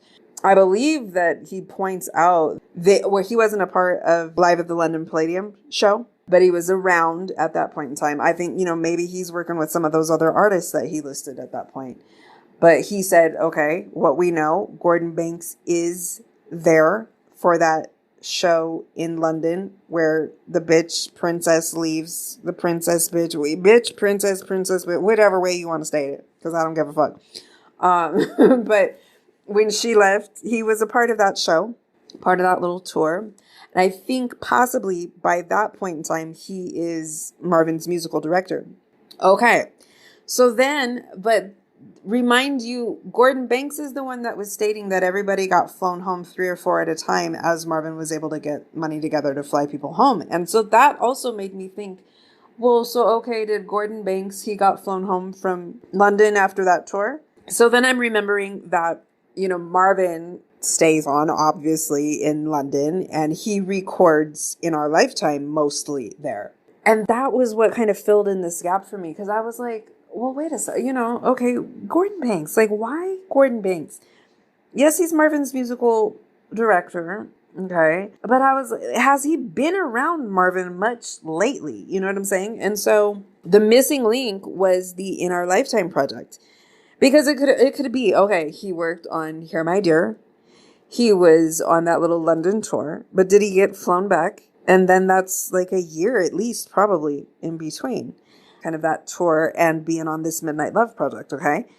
And so I was like, let me look up the musician credits on In Our Lifetime. And lo and behold, who is on In Our Lifetime? Gordon Banks. Where was that recorded? Over in England. So I believe that Gordon is with Marvin basically until Marvin goes over to Austin. And probably at that point is when he goes back to LA to get flown back over to Austin when they do this little 3-week-long tour. And then, according to this other article that I just read about 3 hours ago now is how long I've been recording this episode. But that article said that it was Odell Brown and Gordon Banks that stayed on in Austin after that 3-week-long tour. So Gordon... What did I start out this episode by doing? I gave you the musician credits on the Midnight Love project. And I told you that Marvin Gaye is probably playing 95% of the music on this album because the other 5% is Gordon Banks. He was there, fool, and he was Marvin Gaye's musical director. It's not such a big fucking, monumental deal that Gordon Banks is going to be helping Marvin Gaye out. Gordon Banks is the single most consistent musician of many musicians that Marvin has been working with for the past 4 to 5 years. Okay? So, like, the way you just wrote that sentence was trying to fuck my mind on purpose. But do you see what I'm saying? Like, when I just had to drill to... Babies, if you can't drill down that far, then you're going to be feeling a little bit dejected on your man, aren't you? Because according to this, your man is saying that he feels his production is thin and he needs help. And that, like, he needed to get this help, right? Like, he needed help. And so now he had to reach out for help. And he had to just, like, get to a place where he wasn't going to be able to do this shit without help. But that's not... that's not what was going on. Like, his help was already fucking there and had been there the whole time. So let me go back over to this article from The Atlantic in 2012, and I'm going to quote to you what Gordon Banks is explaining was the process of them actually making this music, okay? Because this is important for the debunkment of what's going on right now. So let's see here. I'm going to type in sleep. Okay. So again, just kind of the point that I'm making is, as fan number one, and I feel like we should have the right to vote on who gets the right to write their words on Marvin Gaye, and these celebratory, for us as the fans, opportunities to receive unreleased material of Marvin Gaye packaged as a re-release of his music. So album by album, it seems that Motown goes through his catalog, and they, at year intervals, the 20 year, the 30 year, the whatever special year, the 25 year, they package everything up, remaster everything, and they're going to give you all of that unreleased material. Celebratory experience for us as the fans. As we are going through all of the material that we will receive for that, we have every right to expect that it is in honor and respect of Marvin Gaye. Not in shit talkery, disrespect, and on purpose mind fucking to want to deject you on your man. Now press play. So contradictory to that, like I said, would be respectfulness. And in this article that The Atlantic did interviewing Gordon Banks in 2012, almost every answer that he gives to their questions is the man was a genius. The man was a genius. So here we go. The man was a genius. He would lie down on the couch in the studio and fall asleep while I was working on track after track. Then he would wake up and do a whole track like he wasn't even asleep. He would lay back down, wake up, do another track. It wasn't something he did for a living. It was truly a part of him. I was amazed, but I couldn't act like I was amazed. We didn't have a concept of time because we stayed in the studio all the time. They were just working all the time. Here's another thing that he's giving Marvin praise and respect. The man was so creative. He would hear his patterns, and before he finished hearing his patterns, he would already have words to go with them. The toys we had to work with were amazing. To see this genius working on these new state-of-the-art instruments at that time was amazing. His ego wouldn't let him do anything wrong. He really knew what he was doing. I know that sounds kind of jumbled, but it's an experience I will never forget. He would play and sing and sing. Then all of a sudden he would be doing vocals and he would ask me, how does that sound? I told him, Marvin, you know how it sounds. He said, is it flat or sharp?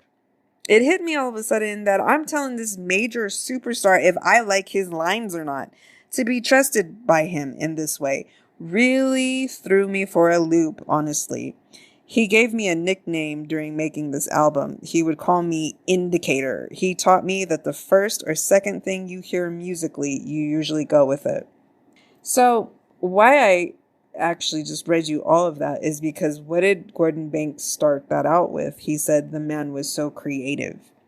But David Ritz wants you to know that Marvin Gaye was having like a crisis and he was suffering from writing blocks and he didn't have any inspiration. And good gosh, I've been recording this episode for like 4 hours now.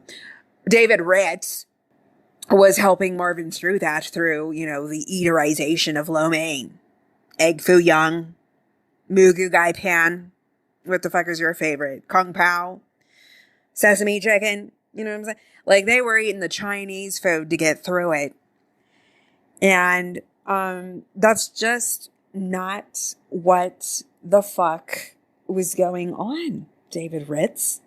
Throw your little uninvited ass showing up into the situation where you also want to confusingly make a statement that Marvin Gaye felt his whole entire thing was falling thin and he needed help.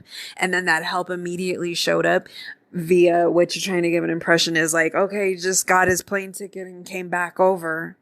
No, he was there and they were working.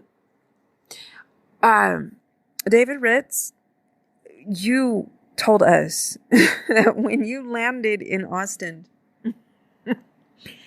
you were told that Coussart was not sure if Marvin Gaye would be able to see you. Why? Because he was working on his album project. Now, that wasn't that, he'd been doing that for like 6 months and then he called in Gordon Banks to be a part of it. That's not what Gordon Banks is explaining here. So it's just all the time with you, homie. All the time. And there's a reason for that, right? So, we're not done. We're not done. But hold on. Let me just further read Gordon Banks' words. The question that The Atlantic is asking him. What was your collective mindset during the making of The Midnight Love with him? Gordon Banks. It was basically him and I in the studio. Columbia Records gave him some new toys to play with. They gave him 2 drum machines, a synthesizer called a Roland TR-808, and a Jupiter 8. Marvin didn't know too much about technology, so it was my job to figure out how to get the stuff working. He kind of liked the sounds that came from it, and he went from there. Marvin was a great pianist. After getting past the challenges with the Jupiter 8, it was like he had been playing it his whole life. What Gordon said, it was basically him and I in the studio. This is, therefore, it's not that Marvin needed help and then Gordon Banks was immediately there. You could say that because he was there the whole time. It's just like, you can't, why are you doing that? It was at that point when you're writing something intentionally so fucking fucked up and confusing like that and on purpose leaving out the bits and pieces that you were leaving out on purpose, it gets to the place where then the only fucking thing that you're doing is doing that on purpose. And see, that's where I already don't have any fucking respect. You know what I'm saying? Like, your credentials don't impress me at all. 3 weeks plus here and there. And so I'm saying, is it 6? And I'm not talking shit. There's a way you can ask. You don't ask questions. You say things crazy. But I can ask maybe a crazy sounding question like that. But clearly, legitimately, that's not, out of line to legitimately ask that. In the entirety of your time that you spent with your little fucking tape recorder running, was it 6 weeks worth of time? So you are not the one. I just don't understand why that's what I'm saying. Like, I just won't stop saying this. Anybody in charge of the say-so of who gets to write the essay after essay after essay and the celebratory gifts that we get of Marvin Gaye, why is it a motherfucker that sued him?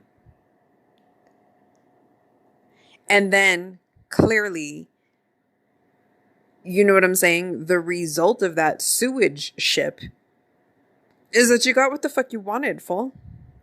You got your little co-writing credit. You got your royalties. But it obviously is not what it takes to prevent you from and providing that as the material for consumption. And it's just, I don't give a fuck that it really and clearly seems to be a reflection of your character and your writing style. Because as I pointed out, there is that information that I came across since doing this project, that he was also the co-author of Aretha Franklin's project, but seemed to have a problem with the version of it that was released because it didn't have enough scoop. It didn't have enough tea. It wasn't messy enough. So, you know what I'm saying? Like, I don't give a fuck if you just talk shit all the time about every person that you get to partner up with and help them present their life story. I don't give a fuck if that's just the way that you present yourself all the time. I would prefer that you quit presenting yourself when it comes to the topic of talking on Marvin Gaye. Okay. Like, that's all that I'm saying. Like, I don't give a fuck about anything else that you've done, anybody else that you've worked with, any other things that you have, on your resume. I wish that you just were no longer being allowed to be a part of these conversations on Marvin Gaye. Is really, because I don't give a fuck about anything else. You know what I'm saying? I don't give a fuck about your life. I don't give a fuck about what your issues are that you need to cleanse out of your system so that you would have an ability to put two respectful words together on the man. But yeah, so this is my point. Let's see here. But we're not done. I think I've only probably at this point that I give a fuck about, but that I can very specifically break down, is 2 more points here. So, gotta be on a different page from here. Okay, here we go. Last 2 points of David Ritz's that I'm gonna give a fuck about debunking in his little of write-up. Let's see here. Quoting, the original record was short. 8 songs that came in at under 40 minutes. Okay, that's number 1. Oh, but he's not done on that point. He's going to continue speaking on that point, but that's the first point. So the compositions, unlike What's Going On or Here My Dear, do not flow effortlessly. That's number 1. Number 2, the lone ballad Till Tomorrow is basically filler lyrics. Not through design, but because, as Marvin admitted, I was out of ideas. Okay.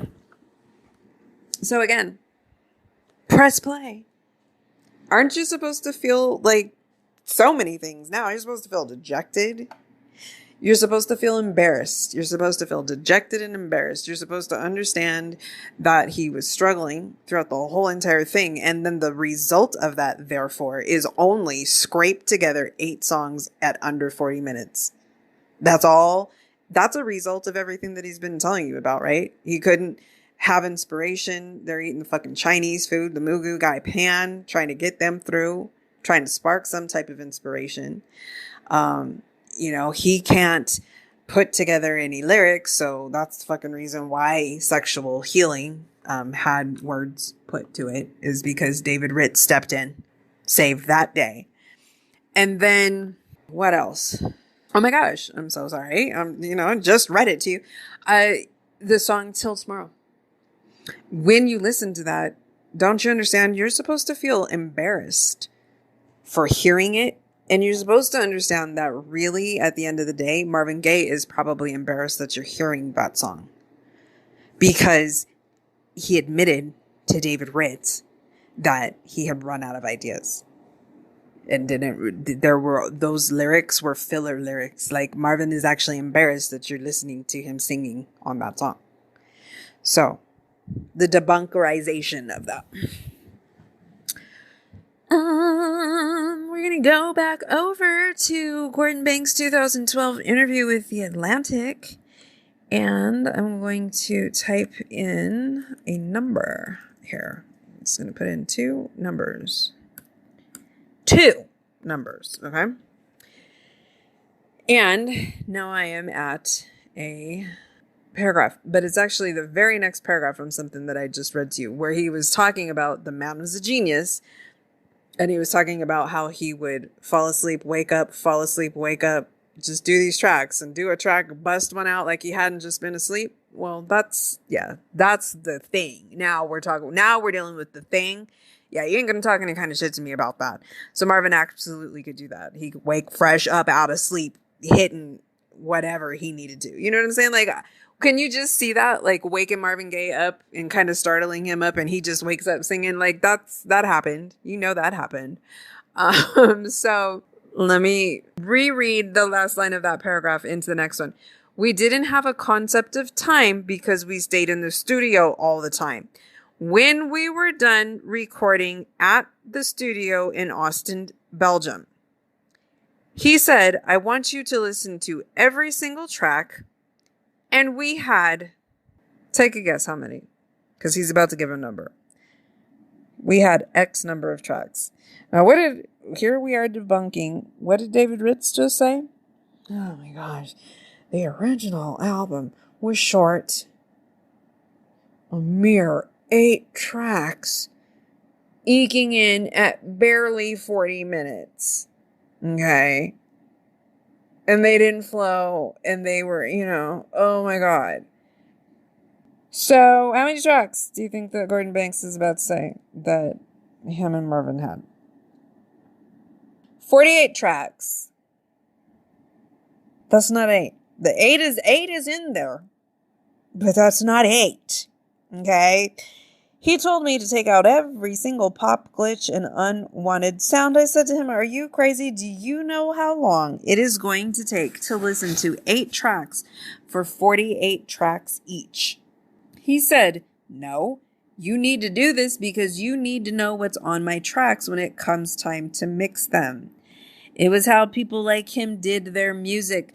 There was a certain way he clapped his hands to get the sound right in the room. He just knew a lot of different tricks. He was a true teacher.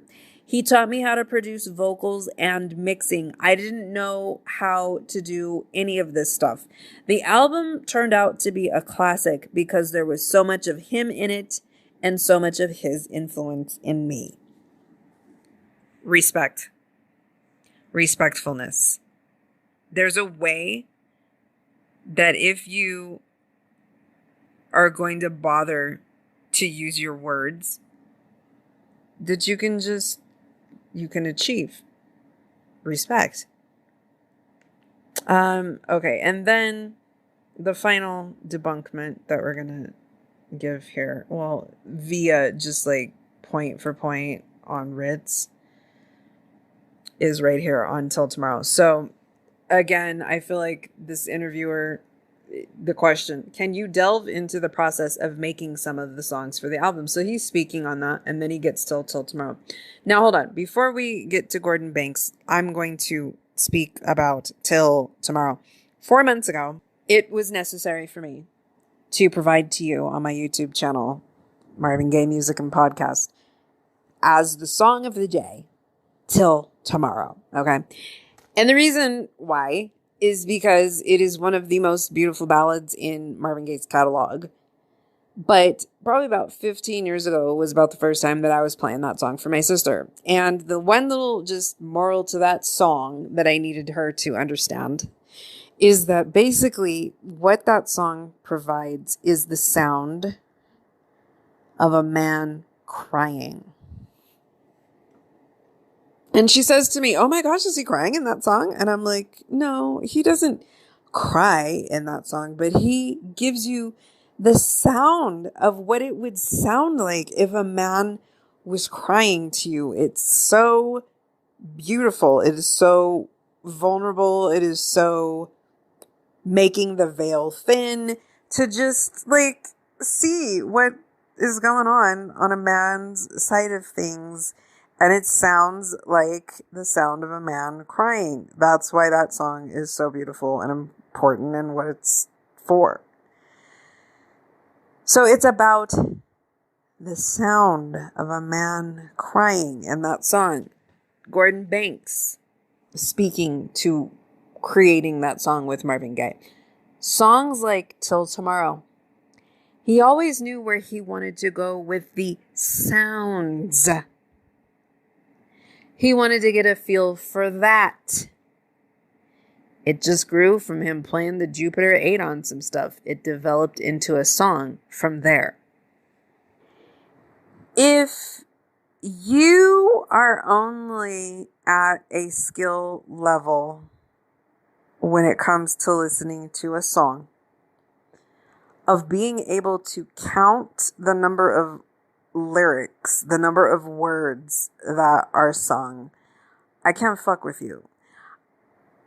And I really, no, I could probably fuck with you because there's so many songs that I'm not going to give a fuck if you're counting the lyrics, the number of words that are sung to the song. Okay. But when we get into Marvin Gaye's music, if all that you can focus on, if the only thing that you're like processing when you're listening to a Marvin Gaye song is how many words he sang, I cannot fuck with you. And I'm just letting you know, I'm trying not to be a violent person. I can go there. I may kick your ass. Okay. So you may want to back the fuck up. Probably going to need you to give me 50 feet right now. And then we could maybe continue this discussion. But, I'm really serious about this too. Okay. Like I'm not fucking around with you. I don't have time. I'm not fucking around. In the episode of my podcast series, which has been going on for more than a year now, the episode titled Inner City Blues. At the end of that episode, a lot of things are happening. I do believe that this is about when mono has kicked in with kicking my ass, okay, which is going to continue on for the next 9 months from there. But so that's going to be contributing to my reaction. But more than that is really just the emotion around experiencing a Marvin Gaye song. And I end that episode for you guys crying. But why am I doing that? Because I am realizing for myself for the first time in 26 years that as I continually try to express to you the importance of 20 seconds catalog wide of Marvin Gaye's, that there are just these specific 20 seconds that are like the most important. That if you only got 20 seconds worth of time to understand what the experience of listening to a Marvin Gaye song is about, okay? And for the first time ever in 26 years, as I was expressing that to you that time in that episode, I began to cry because that night when I had been driving home, it for the first time ever occurred to me that the most important 20 seconds of his catalog that I try and draw your attention to, I realized that night that he is not even using words in those 20 seconds. It's all about the sound. You can hear me say that to you more than a year ago, okay?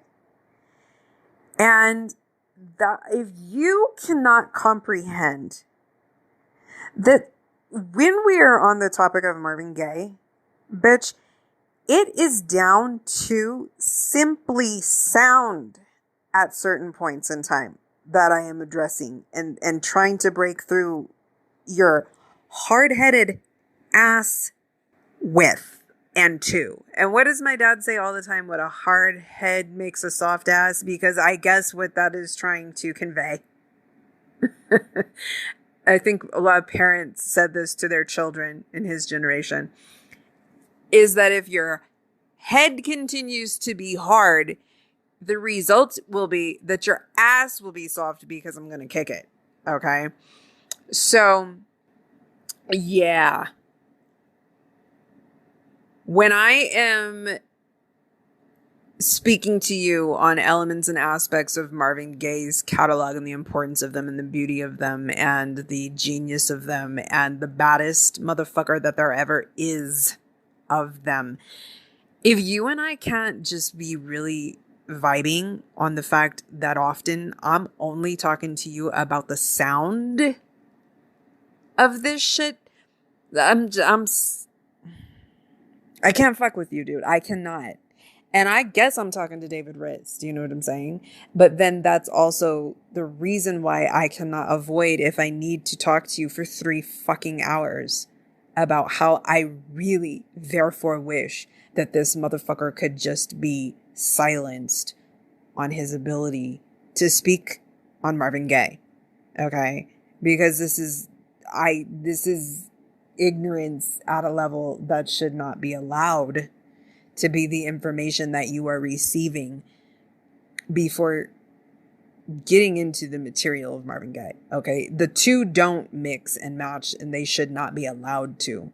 The motherfucker that sued somebody and got their little white privileged settlement, if that is not good enough, you see what I'm saying?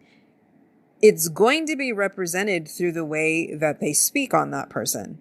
And that's just the unfortunate thing. That's a representation of David Ritz. That's the things that David Ritz needs to organize and sort out for himself. But quit putting that on me to like need to give a fuck about his life. That I always have to continue to see that he still has not straightened and organized and sifted and cleansed that hate out of his ass on the topic of Marvin Gaye. I'm so fucking sick and tired of ever having to read these types of words on him, to have to debunk and debunk and debunk and debunk and rely on my 27 years of expertise on this man in honor and respect, exaltation and adoration, and have to, you know what I'm saying? Just like very self-defensively in all of that, in my freely wanting to be able to feel my affection for Marvin Gaye. You know what I'm saying? Like, that's what I stated this probably about 4 hours ago now. It feels like I'm being attacked all the time on my love of Marvin Gaye when I sit through a read of from David Ritz. And, you know, that's just not acceptable. It is not acceptable that, you know, I'm not having to go to some online blog to find his words. No, it's the only thing usually that I'm being presented with in some type of a very coveted, been holding my breath to see if they would ever re-release it, project of very rare Marvin Gaye material. I'm fan number one. Of course, all of that is going to be what gets my attention and what I'm drawn to. And so I feel disrespected as a true, pure fan of Marvin Gaye to just have to constantly be barraged by all of this disrespect and just flat the fuck out hatefulness. And then if we want to really get down to the factuality of shit not being correct, it's bull fucking shit. And it should not be allowed. And I won't stop saying that. Somebody needs to fucking hear this and get it and put that in place then. Fucking done having this conversation. So what I have definitely concluded for myself after I fucked up, went down the rabbit hole of reading those 12 pages of a couple weeks back, is that I absolutely refuse. There is not the next article written by David Ritz on Marvin Gaye, period, that I'm reading. Period. I don't give a fuck if I've had that shit for 22 years and I just fuck up and read it for the first time. Okay. But this is what I just, given the fact that this is episode attempt 59 for me on this topic, what I realize is that I will not be able to experience that type of shit and not speak on it. Okay. I'm going to call all of it out for what it is. I'm not having it uncontested, bitch slapped back. And you know what I'm saying? Like, if we need to go toe to toe, we're doing that because I am not the one. So really just to get at addressing Marvin Gaye's Midnight Love project, I had to kick a whole lot of ass back in a whole lot of pointing out some very blaring and glaring contradictions. Okay. And that's who the fuck has time on the planet in 2020 to be doing this type of shit? But at the exact same time, like I said, it's my job as fan number one, creator of this podcast. There is no fucking way. I wish that I fucking would let somebody be just popping the fuck off at the mouth the way that this motherfucker does every opportunity. Like I said, that he gets to put two words together on the man and I don't say the actual correct, factual, and just respectful alternatives to that shit. So what I will end with now, to just get a little bit more into just talking on Marvin, right? Let's just talk on Marvin now, okay? And just in the course of doing that, the reason why for yourself things don't match up to what this motherfucker is talking about. And I'm not going to give you silence on that. When we look at this point in Marvin Gaye's life and career, the time frame of 1982 for Marvin Gaye in his career is 21 years into his game, you know? Now, that's a long fucking time. That's just by the hours required. I've told you this in my human resources experience. There's like it's 10,000 something hours. It's 10,000 and more, but still within the number of 10,000 hours required to be considered an expert at something. And that basically equates down to 10 years. So at 20, even kind of if you suck at what you do, you've got the title of expert, okay? And so let me just, you know what? 20 years into Marvin Gaye's game may not be enough to dispute and dispel the shit talking that David Ritz was doing to describe where he was in all of this shit, right? The only thing that was getting him through was the Chinese food that he was able to eat with Ritz, right? Because he was creatively writer's blocked, inspiration blocked, thinness of the sound blocked. You know what I'm saying? Just all the way around on his shit, he's blocked up. And the fact that he had been in the game for 20 years might not have been enough to dispel that. If what Marvin's 20 years of being in the game had consisted of was that all the time the music that we received on Marvin Gaye was produced by others and written by others. There's a bitch out here right now gets a lot of flack for that, doesn't she? But evidently, I don't know. I've seen something in the past day or so where she's talking shit because she just won some other award, right? But to some people, like, that's super duper important, that distinction. And I can get why it would be when your faith doesn't only show up like that, okay? And so here we go on how Marvin Gaye is not some little weak ass player in the game who has been in it for 20 years, but all 20 of those years, all of his music has been produced and written by others. Okay, that's not a fact in the game for Marvin Gaye when we're talking on him in 1982. Marvin has been in the game for 21 years at that point, and for the past 11 of those, bitch, what he's been doing is been being the whole entire executive producer of his projects. Now, let's discuss what that entails on a Marvin Gaye project, bitch. That is writing every single song. What we have come to learn is playing the bulk of the instruments that we are hearing. And then, just like, if you're writing it, you're creating it. If you're playing it, you're creating it. So it's like, that's the production of it, okay? That's the not just singing it, which, you know what? Shame the fuck on me that it takes me doing this podcast to really appreciate the grander scale to which Marvin Gaye was so integrated, and really the two words that mean his music.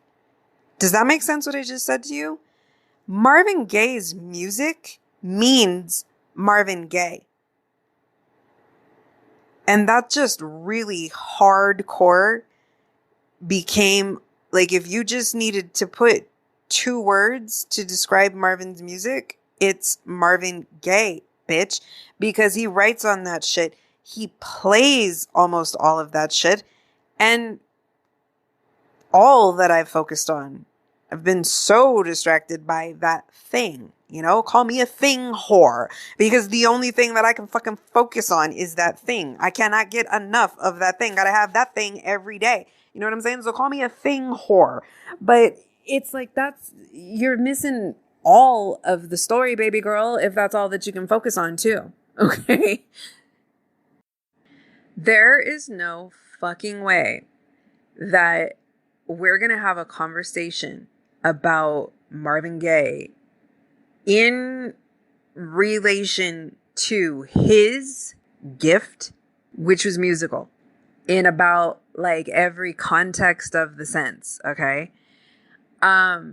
Admittedly, in this over scholarized article that I was reading, Marvin Gaye said that he could not read and write music. A lot of musicians can't do that. However, I even don't know that I understand that either, because about 4 hours ago now, I'm telling you, at the end of my Hear My Dear compilation that I have made for myself, when it's just capturing Marvin in the studio with his players.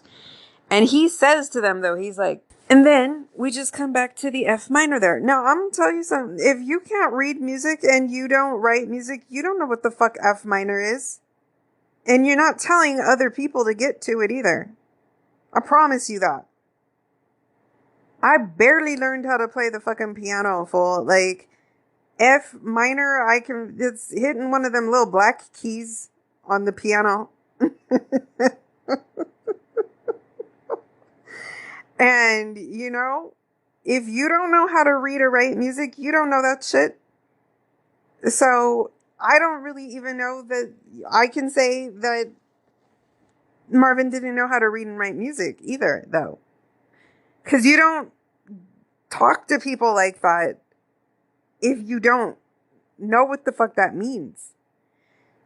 Okay? So, like, I can't even, like, take credit away from Marvin when maybe possibly he's trying to take that credit away from him. But when it's like, Marvin, though, babe, what you're speaking to these people is reading and writing music speak. Okay, so you're not going to talk to me about Marvin Gaye in 1982, 21 years into his music game, when for the past 11 years, he's been the whole entire executive producer on his projects, writing on every single song.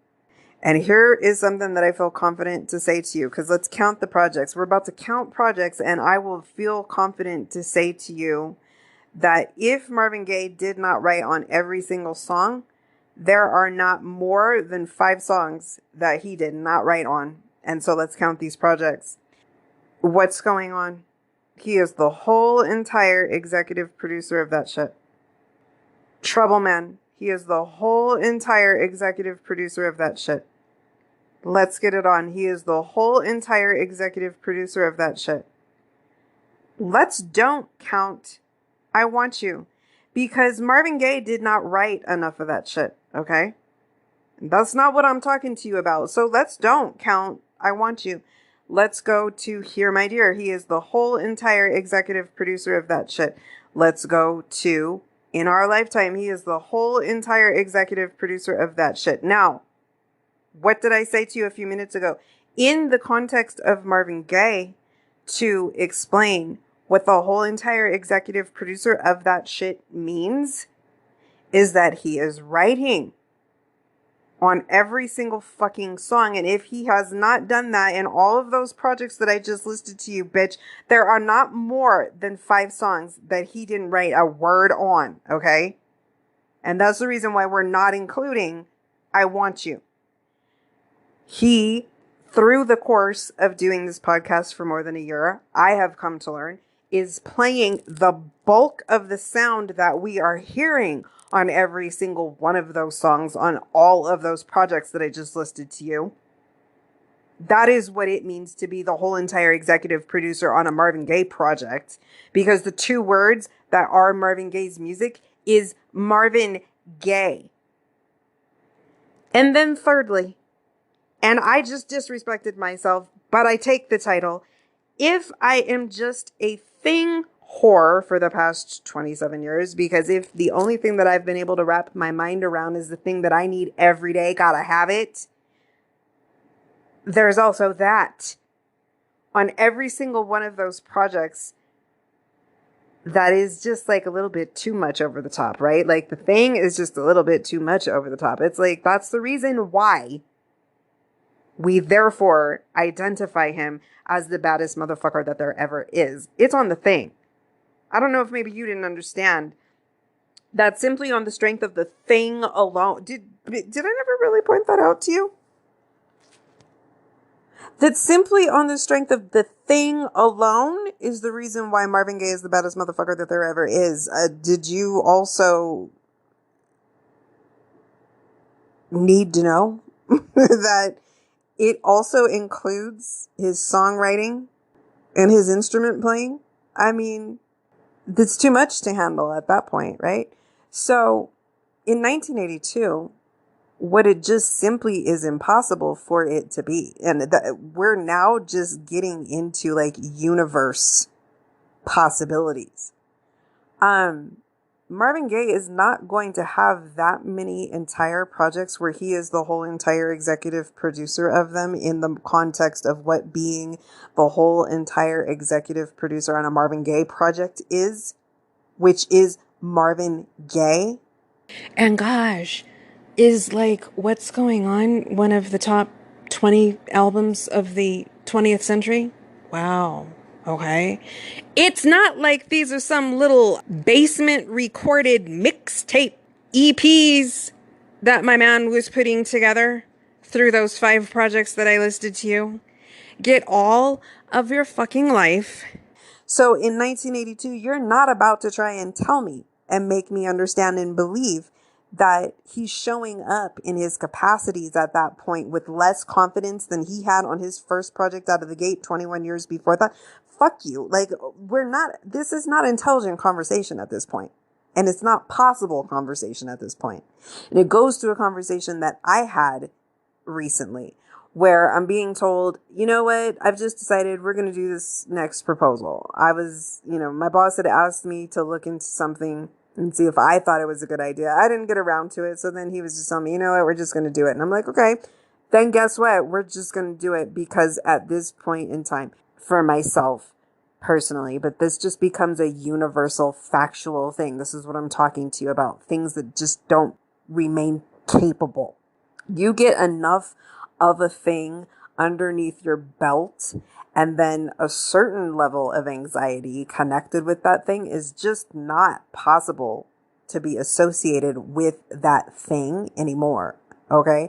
So when it gets to the topic of these competitive proposals that we have to do at my job anymore, it's like, you know what? When I first started doing that, I came from an organization before that where we had a whole entire separate department that did all of that shit all of the time. I never had to dirty my hands on that. Okay. I never had to give a fuck. I never had to be a part of that shit. I would just sometimes see those bitches in the final production room getting their little FedEx label on shit and getting ready to send it out. And I would be looking at them like, oh, I don't envy a part of what they're doing. The stress that they have and all of that shit. But then I take this job that I have right now and we do that all the time. And guess what? I'm the point person that puts all of that shit together every single fucking time that we do it. So by now, we have done enough of those things. We have won enough of those things. There have been enough of those things that are bigger than the next one that comes up. So I've already done that shit and won that shit. That now when you tell me we're just going to do it, I'm like, okay, then we're just going to do it then. Let's just do this shit then. It's just a thing to do. Like a certain overwhelming, oh my God, like we don't go there. That's not possible anymore. So that is not what was happening with Marvin Gaye in 1982 when he was starting to work on his project Midnight Love, even though that is all that David Ritz tells you that was going on at the time. So, okay, that's where I'm coming from with the lack of respect that I demonstrate for his perspective on things. And then just one final thing, and I think I will touch on this a little bit. I'm going to touch on this because in that documentary, let's get to Freddie Cosard. And actually what I'm going to do is I'm going to freshly watch this so that I can tell you. Okay, so I just freshly watched this in this documentary and it was very telling. And I think really when we get to this space in Marvin's life, the exact bridge from London to Austin. There's one person, really and truthfully, who was involved in that. It is literally the person who took it upon themselves to reach out to Marvin, seeing him in the shape that he was in London, and saying, hey, we can do better, so much better. Come with me. Let me take you. It's Freddie Coussart. So during this time frame, if to kind of speak to Marvin Gaye's mind frame and just speak to the situation, I would rather hear from Freddie Coussart kind of more than anybody, okay? And what he was just saying is that, yes, when he first comes across Marvin in London and even brings him over to Austin, at that point in time, he was not ready. His mind wasn't ready. He was overwrought with all of the stress of all of his situation. And then he's like, and then when you add on top of that, the drugs, it's like, it's just, nobody's going to be in shape to handle anything like that. But he got to know Marvin's character, and he could see that he was a fighter and that he didn't give up easily, and that he began to desire better for himself. Like, he got really serious about getting his physical health back together, basically like eating fucking food again. Do you know what I'm saying? He gets back on some type of a exercise regime. Marvin was an athlete, right? Like, he legitimately was athletic enough to try out for the Detroit Lions. He was a boxer. So he was an athlete. And now when he got over there, he got serious about that again. He's jogging. Marvin would, according to Jan, he would go through cycles like this. He could get himself really healthy. He could go low, but he could get himself really healthy and just kind of purge this shit out of his system. Several times, he would just kind of go through little cycles like that. So this was a very needed and very important time that he was able to cycle himself out of that shit, because really he had gotten the most heavy into the bad shit, but he kind of really cycled himself into some healthy shit too. And a part of that was re-engaging with his art, okay? And so that just happened. But you could be a hater, and you could be observing that for 3 weeks worth of time, and, need to put your little fucked up twist on it. But people that really cared and respected were observing the exact same thing that you were for longer than your little uninvited 3-week period of time, and they just have a totally different take on it. The man was a genius. He was inspired. He was not a quitter. He had a desire to get back on top of his game. And that is absolutely what the fuck he did.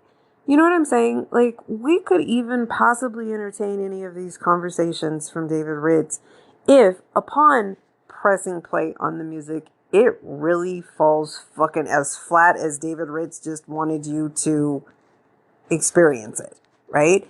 But that's just not an experience of listening to Marvin Gaye's music. Okay, that just does not happen on Marvin Gaye's music. Not, okay, I mean, because there's areas where you can talk shit, and like I said, I'm going to concede, like, what could have been the factors that could have been maybe shaking Marvin's confidence. They were just talking to Larkin Arnold about it. He just said genius kind of can be subjugated by outside factors to where it's really hard for it to come through, but he's like, God-given gifts never go away. And that is exactly what Chaka Khan was saying. So kind of like really drastically, like way, way, way more extreme I am seeing than Marvin's story even. Recently on YouTube, what had been coming into my suggested music views was Amy Winehouse after Amy Winehouse after Amy Winehouse after Amy Winehouse song. And I was listening to these and they were amazing, to where like I needed to Google the lyrics because I wanted to be able to really keep up with what she was singing. And I'm looking at her lyrics, I'm like, she said that? I mean, she was a bad bitch. Like, she was really vocally skilled, and she just had the nerve to say what the fuck she was choosing to say. So after I'd listened to probably about 6 of these songs now, I really just had an interest to edify myself more on what her story had been, her life story. Because it's so sad to know she's not here anymore. And so go onto YouTube. I found an interview of a lady documentary maker. And she had invited the director of probably the most respected documentary on her and her original manager to come and be her guests and to take her through this documentary. And so that was very helpful that I found that first, watched that first, and then I watched the documentary. Because this man was saying, like, he didn't know anything about her, the director. And he was also finding a lot of resistance from all of the people in her life to trust anybody in media to say anything to them about her situation, her life. So it took him several years. He's building this trust with people because he's never coming in with cameras or anything. He's just got his little tape recorder, sits down on a table, and conversations go on for hours. And he's finally getting people to open up, and they're telling their genuine side of stories of dealing with her. Close friends, family, wreck of a person that she ended up getting married to, just everybody in her situation. And it was all accompanied with archive film footage of her, just from like also all of those people that had taken photos of her, or the paparazzi video footage of her, or little personal home movies. So it was all set to that type of stuff. So it was a really in-depth and intimate feeling story on her, even though she was no longer here, because you were seeing her throughout the whole entire thing. I mean, it was horrible. The very end, they're showing the coroner taking her out at the very end. So horrifically, I didn't understand like how bad her situation had gotten. Like, I really didn't know much of anything about her while she was alive, honestly. I remember hearing that she passed away, but I'd never heard her music while she was here or any of that shit. So I didn't understand like how drastic her shit got. But like the drug situation with her, Marvin times 1,000, you know what I mean? So it's just, yeah, that shit. I mean, it's even amazing to say on her situation too. Basically, she's kind of there in this level of off of the deep end with her life by the time that she really is blowing up and most of America is getting to know who she is. She's already kind of like off of the deep end in her life, and it didn't completely destroy her voice, and it didn't completely destroy her music. So it kind of it's just like those really over the top God-given gifts. These people, maybe it's too much to deal with, according to what Amy Winehouse said about herself, is that she didn't think she would ever, like before she had become a star, she's like, no, I don't think I'll ever become a star. I don't think my music will ever kind of be that mainstream. And she's like, honestly, I also don't think that I could ever handle to be a star. She's like, I'd probably go mad. And I think that maybe those people that are gifted that extremely, genuinely gifted, right? Like that they do have that, all of that songwriting ability and all of that music playing ability, in addition to just like the strength of the voice that they have. It could be maybe a bit too much for them. The levels that they do get thrown up into, right? But at the exact same time, it's like also, it just seems like those gifts that they have from God remain intact. It's like their lives end, that gift kind of remains intact and it remains behind once they're gone. So, that's what we're talking about when we're talking about Marvin Gaye, and what we're just not ever going to be talking about when we're talking about Marvin Gaye is incorporating into the conversation that we're having on it disrespect or salaciousness, or just putting him down and downplaying his gift and downplaying the significance, and talking shit about only what he was able to do and only what he was able to come up with. Like we're just not having those conversations, and I'm not going to ever unfortunately perhaps experience that someone else is trying to have that type of conversation and let me find out, and I don't take my platform to debunk it. That's not okay. We don't need to do that.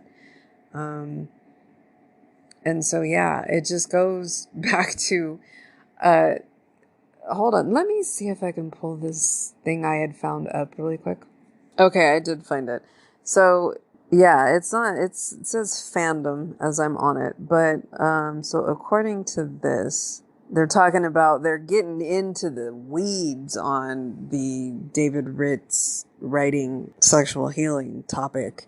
Because that's where they brought Frankie Gaye's point of view into all of this. They cite that Gordon Banks article in 2012 from The Atlantic. And they cite Odell Brown saying how he had never met him. I'm just looking at this, okay. They're saying how Gaye acknowledged that, Ritz came up with the song title. So then they're saying, this is humongously part of the point that I'm making to you people. Ritz sued Gaye for $15 million for partial credit. Though Ritz was eventually credited after settling with Gaye's estate following his death, his case was dropped due to insufficient evidence in 1983. And I think that right there is definitely the one little tidbit that we do not ever hear about, but was the one little tidbit that I needed to know. I'm disappointed that the estate settled with him, okay? I'm disappointed, I've stated this, but I just will end with it. I'm disappointed that the estate continues to associate with him. And Marvin Gaye, just to be real, didn't have $15 million, I don't think, at the highest point in his career. So, he had it going on at the highest point in his career, but it wasn't 15 million worth. And that's what this fool sued him for. So I find it very telling that the case was dropped due to insufficient evidence. That goes to what Judge Judy was schooling these motherfuckers on today about. That's conjecture. You don't tell me what somebody else told you without providing me evidence that I can read for myself, that learned, reputable person could have, documented down as like the factual conclusion findings of their investigation into this situation. If you can't give me that document, then you don't tell me what that person told you, because that's hearsay and that's conjecture, and that is not sufficient in a court of law to prove a point. And I'm very, very glad that I got that information tonight.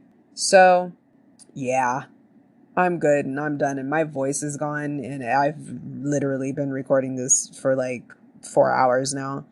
So this has got to be the version that goes up, because I don't want to talk about this anymore. Yeah, so from here, what I just want to point out again, though, as far as like actual discussion on the songs, because I have done a happy and respectful job of that, and it's on my YouTube channel, Marvin Gaye Music and Podcast. They are like, of the most recent uploads, their song reactions. It's one for Rockin' After Midnight, and it's one for Turn On Some Music, the alternate unreleased version. All right, so happy that I got this one out, and we will be talking to you soon. As Nora O'Donnell says, stay positive and test negative. Love ya. Bye-bye.